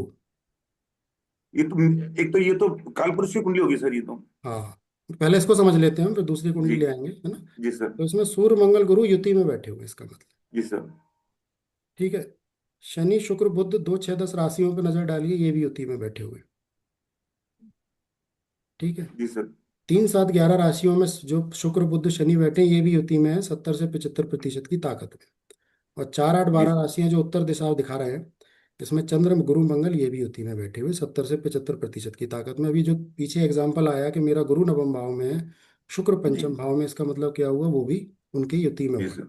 और अष्टम भाव में सूर्य था, सॉरी, अष्टम भाव में केतु और शनि थे, और सूर्य था 4 भाव में, तो वो भी युति में आ गए, है ना। जी। एक तो ये एग्जाम्पल हो गया। अब मैं एक कुंडली और ढूंढ कर लाता हूँ, है ना, जिसमें जिसमें हम इसको और समझ सकें।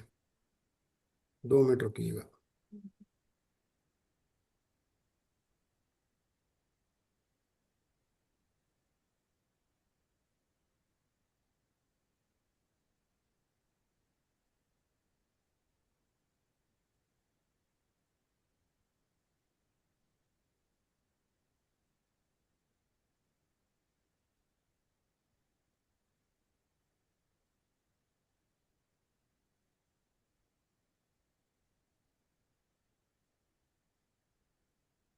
अंदर ये बंद करोगी क्या?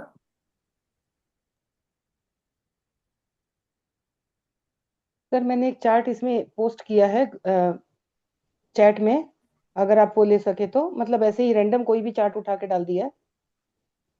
मैं ले रहा हूँ 1 मिनट, ज़्यादा ज़्यादा अच्छे से समझा सकूँ वैसा चार्ट ले रहा हूँ।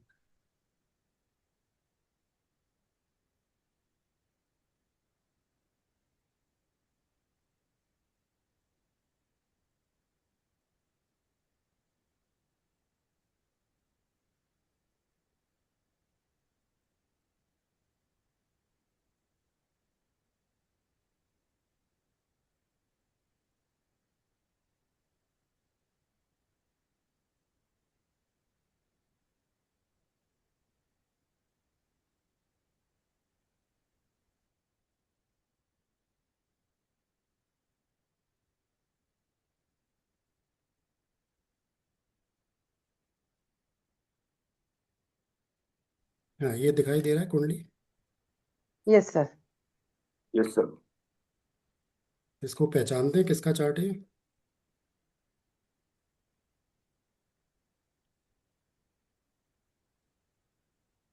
सचिन तेंदुलकर। जी। सचिन तेंदुलकर। ठीक है। अब आप देखिए, पहले हम बात करें, सचिन तेंदुलकर एक स्पोर्ट्समैन है ना। तो स्पोर्ट्स में ले जाने में सबसे प्रबल प्लेनेट कौन सा होता है जो स्पोर्ट्स में ले जाता है? मंगल। मंगल। मंगल। और मैंने जो खोज की है उसमें मैं गुरु मंगल योग को स्पोर्ट्स में ले जाने में बहुत बड़ा योगदान मानता हूँ। ठीक है। अब आप इस कुंडली में देखिए, शनि कहाँ बैठा हुआ है? परम असंभव। भाव में। 10वें भाव में। क्या इसका मंगल से कोई संबंध है? हम्म। नवम पंचम है। चौथे ट्राइन चौथे है ना भाव से सर, मंगल देख रहा है ट्राइन। सब। क्योंकि अभी हमने ट्राइन को समझा, उस पॉइंट ऑफ व्यू हम्म। से देखे तो शनि मंगल या युति में है। हम्म। अगर हम इस ट्राइन को काउंट ना करें तो नहीं तो है। इस कुंडली में मंगल से संबंध हमारे कर्म कारक का नहीं बनता है। और अगर मंगल से नहीं बनता तो फिर ये स्पोर्ट्समैन कैसे बन सकता है? सर नक्षत्र में है शनि मंगल के। हाँ, अभी कुछ और भी इसमें मैं छोटे छोटे लॉजिक और बताऊंगा। अभी तो स्पष्ट हम हम्म। ये देखें कि हम्म। मंगल का संबंध शनि से बना और वो मंगल उच्च का है, यानी बहुत हम्म। ताकतवर स्थिति में और अपने मित्र के साथ भी हम्म। है ना। गुरु का नीच भंग भी कर रहा है, ताकतवर स्थिति में भी है, विपरीत राजयोग का भी निर्माण कर रहा है, और छठे हाउस में उच्च का होकर बहुत ताकतवर है। और वो मंगल जो स्पोर्ट्स का कारक है, फिजिकल बॉडी का कारक है, एथलीट पावर का कारक है, पावर ऊर्जा का कारक है। सचिन को हम फिटनेस के लिए भी बहुत जानते हैं, उसकी है ना, फिटनेस का कारक है, जो कि गुरु के साथ है, इसलिए पावर उसमें ज्यादा है। और वो हमारे कर्म कारक प्लेनेट से ट्राइन रिलेशनशिप बना रहा है, तभी वो प्रॉमिस पूरा हो रहा है। अगर हम ट्राइन रिलेशनशिप को काउंट ना करें तो ये प्रॉमिस पूरा नहीं होता।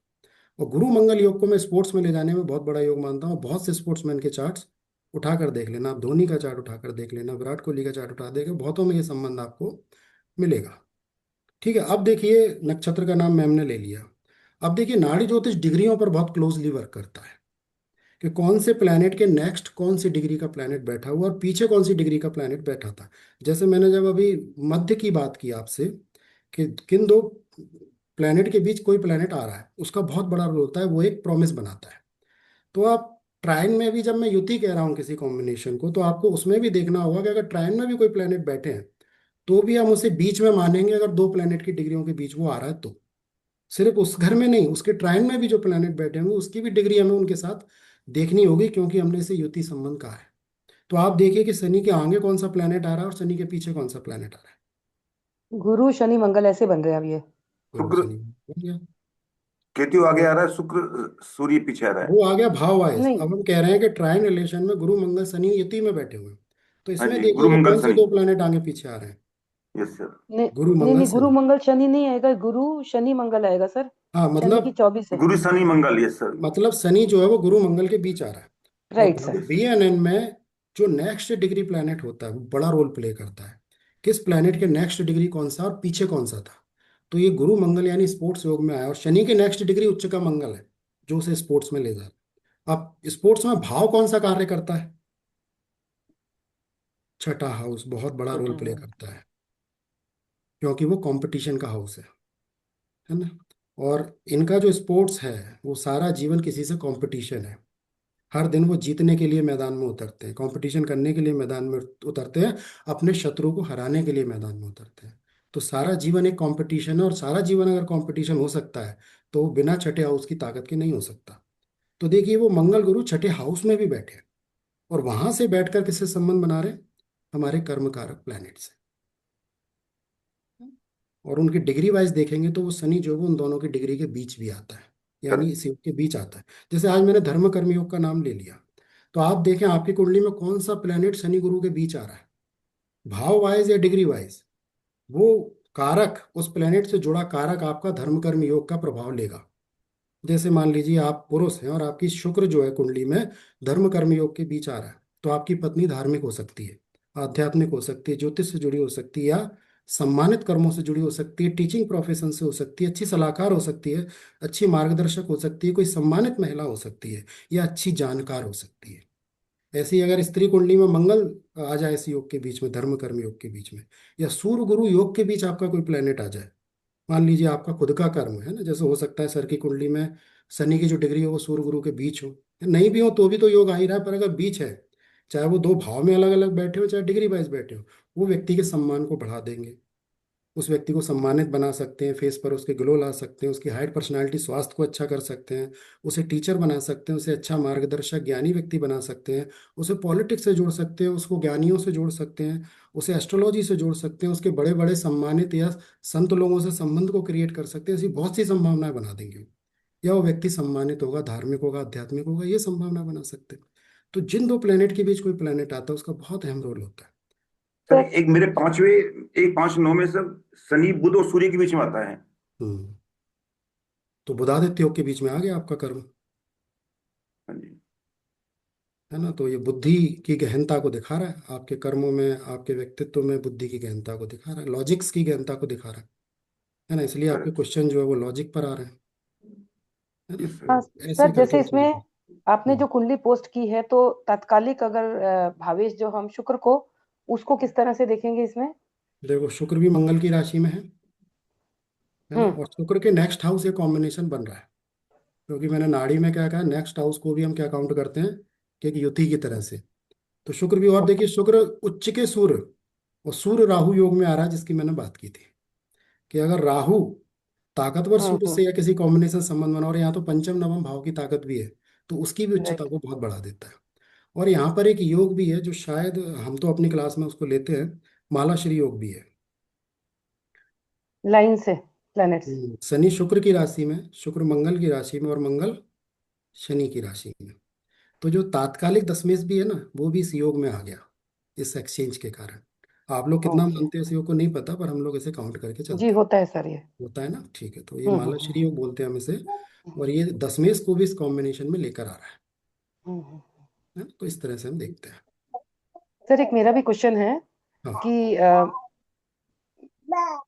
एक मिनट है सर, हाँ, माइक मैं म्यूट थोड़ी कर दो। कंफ्यूज हो गई। चलो। हाँ हम्म। ठीक। सर, मैं भी एक चार्ट के बारे में पूछना चाह रही थी कि हम्म। जैसे अभी आपने बताया कि शनि और गुरु के बीच में मंगल एक ही भाव में है, सेम सेम भाव में है, वैसे ट्राइन में और कुछ नहीं है, पर थर्ड हाउस में सिंह राशि में गुरु है, फिर मंगल है, फिर शनि है डिग्री वाइज। तो अच्छा। जैसे अभी आपने बताया गुरु मंगल शनि, तो मंगल बीच में आ गया, स्त्री की कुंडली है और थर्ड हाउस में सिंह राशि में है। तो इनकी लाइफ का पैटर्न कैसा रहेगा कुछ? अब देखिए, आपने बोला कि मंगल जो है वो सूर्य और गुरु के बीच आ गया। नहीं, गुरु और शनि के बीच। गुरु और शनि के बीच मंगल आ गया। हम्म। और राहु केतु का कोई रोल तो नहीं है वहां पर? नहीं सर, राहु से पहले वाले घर में है। राहु से मिथुन लग्न पहले। की कुंडली है, सूर्य बुध लग्न में, चंद्र हम्म, राहु सेकंड हाउस में, और थर्ड में ये तीनों। थर्ड में ये तीनों, यानी शनि गुरु के बीच मंगल आया है। तो उनके हस्बैंड क्या जॉब करते, क्या काम करते? केटरिंग। हम्म। केटरिंग का काम है सर, ये फूड फूड फूड लाइन में। लाइन में। तो देखिए, पीछे चंद्र राहु आ रहा है, इसलिए मुझे सवाल पूछना पड़ा, क्योंकि थोड़ा सा चंद्र राहु ने उसको थोड़ा सा अफेक्ट किया है। बाकी ठीक है, यानी शनि गुरु के बीच आने से क्या हो गया कि इनके पति जो है वो धर्म कर्म योग में आ गए। तो उनके कर्मों के लिए भी अच्छा योग है, उनकी अपनी समझ इत्यादि के लिए भी अच्छा योग है। बड़ों को सम्मान देना, समझ के साथ चलना, ठीक ठीक जीवन में दिशा में काम करना, है ना। और अच्छे ज्ञान के योग या कर्मों में थोड़ा बहुत सम्मान के योग लेकर वो चल रहा है। पीछे राहु चंद्र चूंकि योग बना है, इसलिए कैटरिंग के काम से जुड़ना पड़ा, अदरवाइज ये थोड़ा सा इफेक्ट हुआ है वो राहु चंद्र का, अदरवाइज अच्छा योग है। नहीं सर, ये तो आप इनके चार्ट से इनके हस्बैंड का बता रहे हैं, इनकी खुद के हाँ, लिए मैं पूछ रही हूँ, खुद के इनके लिए खुद के लिए भी अच्छा है, क्योंकि धर्म कर्म योग बना हुआ है और मंगल है। तो मंगल से उस धर्म कर्म योग की ताकत ठीक ही है, हालांकि मंगल से थोड़ा सा आवेश बढ़ जाता है। पर धर्म कर्म योग उनकी कुंडली बना है, तो वो अगर जीवन में प्रोफेशन को करते हैं तो उनके अपने प्रोफेशन के लिए भी अच्छा है। और शनि गुरु मंगल योग के साथ बैठा है, तो वो ऐसे किसी क्षेत्र में जाते हैं, मान लीजिए मशीन से जुड़े, इंजीनियरिंग से जुड़े, स्पोर्ट्स से जुड़े, बॉडी से जुड़े, तो उनके लिए भी बहुत अच्छा है। योग से जुड़े, इनके क्षेत्रों में भी उनके लिए बहुत अच्छा गारमेंट्स, रिजल्ट दे। गारमेंट्स लाइन में है। गवर्नमेंट्स लाइन में तो ये अच्छा ही होगा नहीं, उनके। गवर्नमेंट नहीं, गारमेंट्स कपड़ों की। गारमेंट्स, अच्छा, कपड़ों के पीछे चंद्र है शायद, इसलिए ना। तो हम्म। गारमेंट्स के लिए भी जो भी काम करेंगे उसके लिए अच्छा ही होगा, ये धर्म कर्म योग पावर दे रहा है उनको। सर एक क्वेश्चन मैं पूछ सकती हूँ? हम्म। सर यदि ये आपने बोला कि दो ग्रहों, दो डिग्री वाइज जो बीच में आते हैं, यदि किसी एक भाव में एक ही डिग्री पे एक से ज्यादा ग्रह होंगे, तो सर फिर हम्म। इसे हम कैसे देखेंगे? उनमें कोई अंतर तो होगा ना अंशों में, कला अच्छा छोटा सा सर, अंतर कला। सही, पर अंतर तो हो गई। ठीक है सर, समझ गई उस मैं। अंतर से हम देखेंगे उसको। सर हाँ जैसे सर। बेटी के नवम भाव में चार ग्रह हैं, एक एक डिग्री के अंतर पे हैं चारों, गुरु मंगल सूर्य और बुध, और उसके ट्राइन में पंचम भाव में चंद्रमा है। पंचम में चंद्रमा। तो तो सर इनको चंद्र देखिए, सूर्य गुरु बना, सूर्य गुरु धर्म भाव में एक अच्छा योग बना, आध्यात्म भाव में। और उसके ट्रायन में उसकी माता बैठी हुई है। हम्म। तो माता धार्मिक क्यों है, माता ज्योतिष में क्यों आई है, माता को सम्मान क्यों मिल रहा है, उस योग की वजह से मिल रहा है। पिता के लिए भी अच्छा है, पिता भी जीवन में अच्छे सम्मानित व्यक्ति होंगे उसके, है ना। क्योंकि नवम भाव है, सूर्य गुरु योग है, चंद्र भी ट्राइन से आ रहा है, तो पिता भी एक सम्मानित व्यक्ति होने चाहिए। ये योग बन रहा है वहां पर। सर गुरु गुरु आ रहा है, तो सर हस्बैंड भी होंगे फिर इसमें? नहीं, हस्बैंड हम मंगल से देखते हैं वैसे, पर बेटी की कुंडली की बात हो रही है, तो उसके पिता की हम बात कर रहे हैं सूर्य पिता से। ओके सर, ओके है ना। सर। पिता को किसका साथ मिला हुआ है, नवम भाव का मिला हुआ है, गुरु का मिला हुआ है। तो पिता भी सम्मानित व्यक्ति होने चाहिए, अच्छे कर्मों वाले होने चाहिए, डिसिप्लिन होने चाहिए, अच्छी हेल्थ वाले होने चाहिए, ऐसे योग बनते हैं, है ना। Okay, thank you sir. Sir एक क्वेश्चन है सर इसमें, अगर ट्रायंगल के अंदर अगर एक में एक ही ग्रह हो तो कैसे काम करेंगे सर? तो उसका युति से अगर वो किसी के साथ बैठा है तो वो उसका युति संबंध है, नहीं, अदरवाइज वो युति बैठा अकेला है। हुआ कोई भी दूसरे ग्रह कोई है नहीं सर, दो वो खाली है। हैं।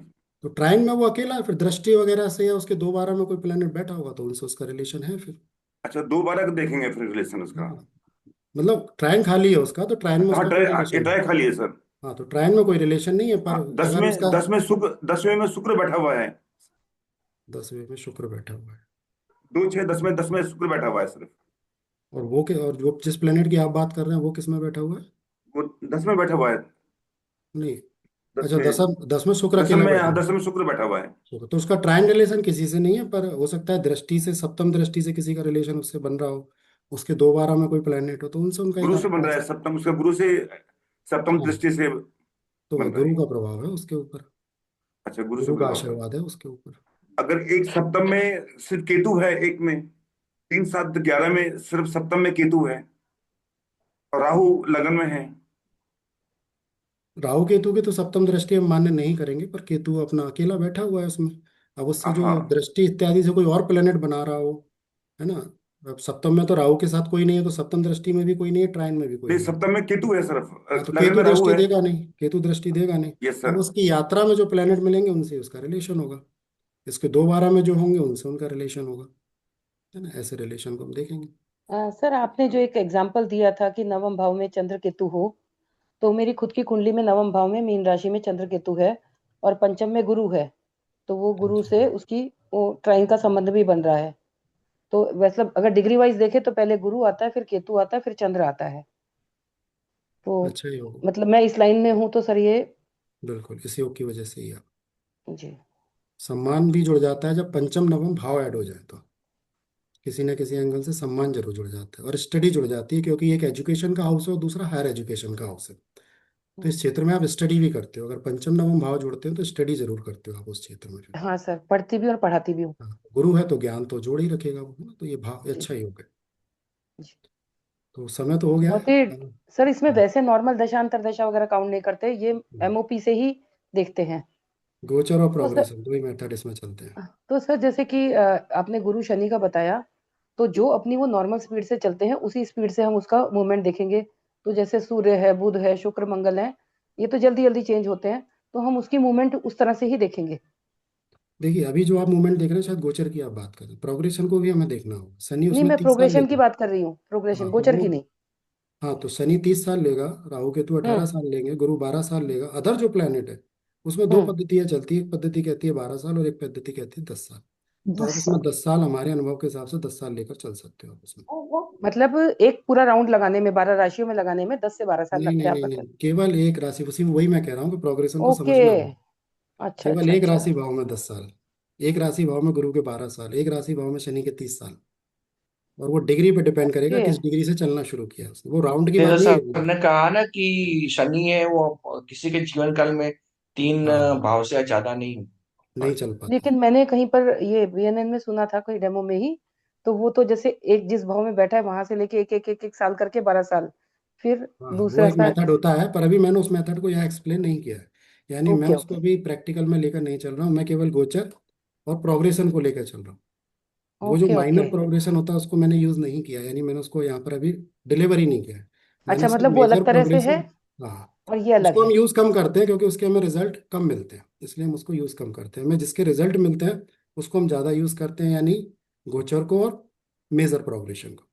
पर सर उसको क्या हम कारण कि गुरु तो स्लो मूविंग प्लेनेट है, तो वो 12 साल एक भाव में एक राशि में ले रहा है, और जो ये बाकी फास्ट मूविंग प्लैनेट्स हैं तो भी ये 10 से 12 साल एक ही राशि में ले रहे हैं। हाँ, इसका प्रोग्रेशन में क्या चेंज हो कारण? जाता है। प्रोग्रेशन में चेंज हो जाता है मैटर, है ना। राहु ओके केतु को हम 18 ही लेते हैं, शनि को 30 ही लेते हैं, गुरु को लेते हैं। फिर जो बच्चे हैं ना, फिर इनको हम एक चाल से ही लेते हैं। ये पूरा सूत्र है उसका। प्रोग्रेशन में ओके। कितनी लंबी ही दशा है। अगर कोई ज़्यादा फास्ट हो गया तो फिर रिजल्ट मिलना बड़ा मुश्किल हो जाएगा, क्योंकि फ्रिक्वेंट रिजल्ट नहीं देता प्रोग्रेशन। प्रोग्रेशन एक स्थायी रिजल्ट देता है, जैसे आपकी दशाएं देती हैं कि भाई गुरु की दशा आ गई, अब 16 साल क्या है, आप सोचते हो कि अच्छे रिजल्ट हमें मिलेंगे। तो जो फिक्स हम्म। रिजल्ट है और स्थायी चीज़ें हैं वो प्रोग्रेशन से ही होती है, इसलिए इसमें एक सभी को स्लो करके एक चाल बनाई गई है और वो बहुत अच्छे से रोल प्ले करती है। और ओके। गोचर तो फिर अपने आप में फास्ट है ही, तो हम जो क्षणिक हाँ। चीजें देखते हैं वो गोचर से देख ही लेते हैं फिर हम। अच्छा सर, थोड़ा कोर्स के बारे में भी थोड़ा सा बताएंगे कि अगर ये हम कोर्स लेके आते हैं तो इसमें क्या क्या टॉपिक्स कवर होंगे या कितने दिन का होगा रफली कुछ। देखिए, सर से जो बात हुई थी मेरी, अगर हम कोर्स करते हैं इन फ्यूचर, जैसे आज तो हम्म। संख्या बहुत कम थी, मुझे लगता है बहुत लोग आएंगे इसमें, तो बात हम्म। उस तरह से करेंगे। तो संख्या जैसे कम है बहुत, तो कोर्स के लिए सर से जो बात हुई थी तो उसमें कहा था सर ने कि बेसिक्स को लेकर हम स्टार्ट कर सकते हैं, क्योंकि सबसे पहले तो हमें बेसिक्स को ही समझना होगा।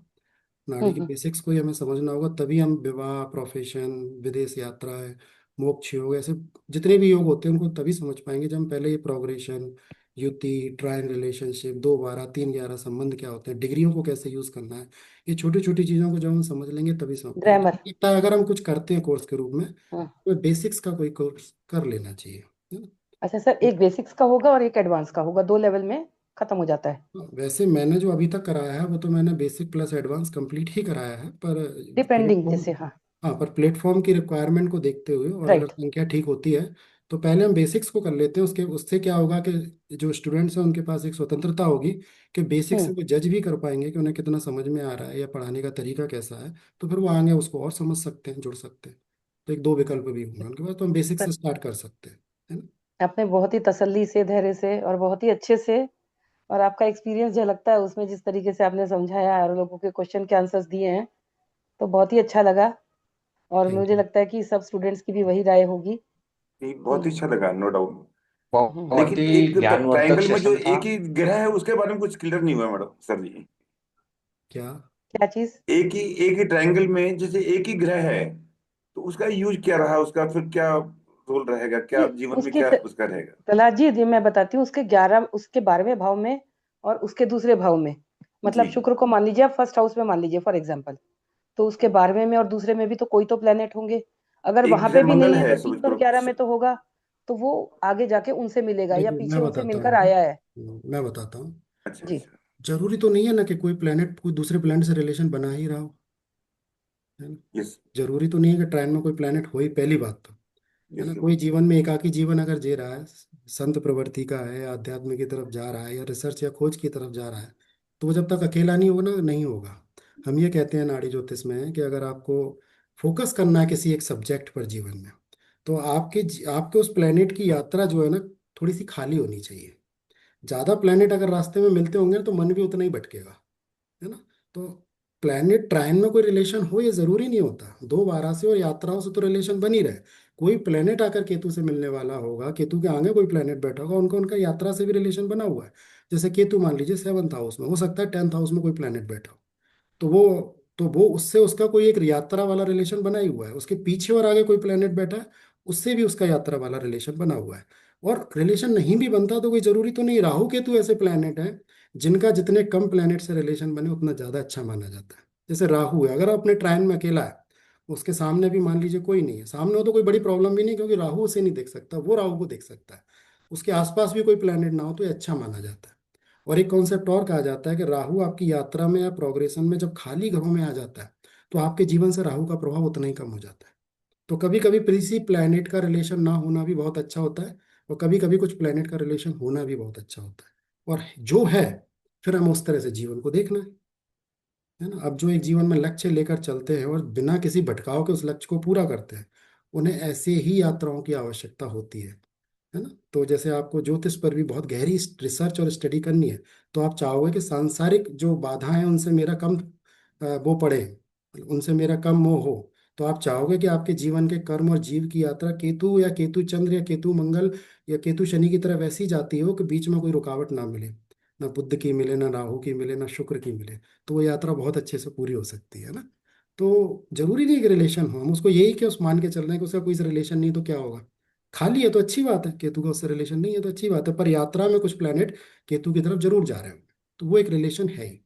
नाड़ी ज्योतिष में कोई प्लेनेट कितनी भी दूर बैठा हो, जैसा मैंने एग्जांपल दिया था कि शनि मान लीजिए लग्न में उदय हुआ है आपकी जन्म कुंडली में, अब केतु बैठा है मान लीजिए 6ठे हाउस, और बीच में कोई प्लेनेट नहीं है, और जो शनि के पीछे था वो गुरु था। तो इस जन्म में आप प्रत्यक्ष रूप से देख रहे हैं कि केतु के भी ट्रायन में कोई नहीं है, शनि के भी ट्रायन में नहीं है, खाली है। पर शनि की यात्रा इस जन्म में गुरु से आशीर्वाद लेकर चली थी पूर्व जन्म में, क्योंकि पिछले हाउस में गुरु था और इस जन्म में भी उसका दोबारा से रिलेशन बना है। पर इस जन्म में वो केतु की एक यात्रा कर रहा है। हाँ, ये तय है कि केतु की इस खाली यात्रा में उसके जीवन में आर्थिक और सांसारिक उपलब्धियां कम होंगी, पर हो सकता है आध्यात्मिक उपलब्धियां बहुत हो, फोकस बहुत हो, है ना, ये भी हो सकता है। तो वो किस डेस्टिनी को लेकर चल रहा है, वो उसका लक्ष्य है जीवन का, जो परमात्मा ने तय करके भेजा है ना, तो ये उसका प्रभाव है। तो राहु अगर प्रोग्रेशन में भी जब अपनी आपकी कुंडली के मोस्टली प्लैनेट के प्रभाव को छोड़कर जब खाली यात्रा पे आ जाता है, यानी 4 5 6 अगर अब कोई है ही नहीं, तो मान लीजिए राहु से आपको बहुत रिलीफ मिलने वाला है। और अगर प्रोग्रेशन में वो जन्म के मंगल, जन्म के गुरु, जन्म के शनि, जन्म के चंद्र से रिलेशन अगर बनाए, तो बड़ी परेशानी देता है फिर वो उस पीरियड में, गोचर में भी और प्रोग्रेशन में तो देता ही देता है। तो हर चीज का अपना एक पक्ष है सोचने का। कोई भी योग युति कॉम्बिनेशन ना तो पूरी तरह से अच्छा होता है, ना पूरी तरह से खराब होता है। हम किस दृष्टिकोण और किस प्रश्न को लेकर देख रहे हैं, वो मुद्दा होता है। कभी हमारा सवाल होता है कि हमें बहुत पैसा चाहिए, कभी हमारा सवाल होता है कि अब जीवन में शांति चाहिए। तो वही कॉम्बिनेशन जो पैसा देने में रुकावट बनेगा, शांति देने में सहयोगी होगा, और वही कॉम्बिनेशन जो शांति देने में बाधक होगा, पैसा देने में, धन देने में, कंफर्ट देने में, लग्जरी देने में सहयोगी होगा। तो मैटर करता है कि कौन सी चीज किस उद्देश्य से आपकी कुंडली में किस योग को लेकर आई है, वो हमें समझना है। क्लियर है सर? जी जी। ठीक है sir. Sir, thank you sir, thank देर हो गई है। अगर आप यू। इजाजत दे तो थोड़ा मेरी कुंडली के बारे में और डिटेल दूं, जिससे आपका मार्गदर्शन मिले। आप मुझे भेज दीजिएगा, क्योंकि थोड़ा धैर्य से देखकर अगर बात हो तो बहुत अच्छी बात फिर होती है। तो जी फिर जी हम जी, डिस्कस करेंगे, है ना। ठीक। हाँ ठीक है, मैं भी। तो आज मेरे ख्याल से समय काफी हो गया, समाप्त हाँ करना हाँ। चाहिए। तो फिर सर, आपने मिलते हैं बहुत कभी। अच्छे से थैंक यू सिखाया। सर। अब पहली बार मैंने बीएनएन के बारे में जाना, बहुत ही ज्ञानवर्धक सेशन रहा और सभी को भी यही लगा होगा। तो सर, हम आशा करते हैं कि फ्यूचर में भी आपके ज्ञान का हम सबको लाभ मिले। जरूर। और बहुत सभी बहुत का धन्यवाद धन्यवाद सर। आज जुड़ने के लिए। Thank you very much. Thank you welcome. Sir, ये थैंक तो मैडम, आप सब कुछ कुछ कहना करना चाहिए। चाहेगी? नहीं, सर को मैं बहुत थैंक यू बोल रही हूँ। यू। ऐसे बीएनएन में थोड़ा बहुत जानती हूँ, लेकिन सर की चीजें और भी अलग से थी, स्पेशली एमओपी के बारे में जो उन्होंने बताया, वो चीजें अलग थी। मैंने कहा हर एक गुरु की अपनी अपनी अप्रोच होती है, और मुझे लगता है ज्ञान जहाँ से भी मिले सब समेट लेना चाहिए। तो बहुत अच्छा लगा मुझे। Thank you so much sir. Thank you. Thank you. Thank thank you you so sir, much. सभी को बहुत शुभ। अच्छा थैंक यू सेशन सर। था। Thank you sir. और फिर क्या है, थैंक मैंने यू बहुत सर। सारी चीजें 1 घंटे में 1.5 घंटे में बताने की कोशिश की है। जब धैर्य से हम राइट। समय लेके चीजों को समझते हैं ना, तो ये चीजें इतने अच्छे से सेट होती हैं माइंड में, प्रैक्टिकल कर पाते हैं जब हम उनका कुंडलियों पे, तो एक अलग आनंद। अभी तो अलग सुनने आनंद, का आनंद यस। आया है, फिर उसे समझने का एक अलग आनंद होता अलग है ना, आनंद अभी आता सर, सुनने का कुंडली आनंद देख है। करके सर, बिल्कुल बिल्कुल नहीं सर। सर, आपने तो इतने टाइम में, इतने कम टाइम में इतने टॉपिक्स बहुत कवर अच्छा किए, बताया। इतने अच्छे से बताया। Hats off to you sir, बहुत ही अच्छे से बताया। धन्यवाद सर। भगवान ने चाहा तो दोबारा थैंक यू। मिलते हैं। Thank you sir. Welcome. Thank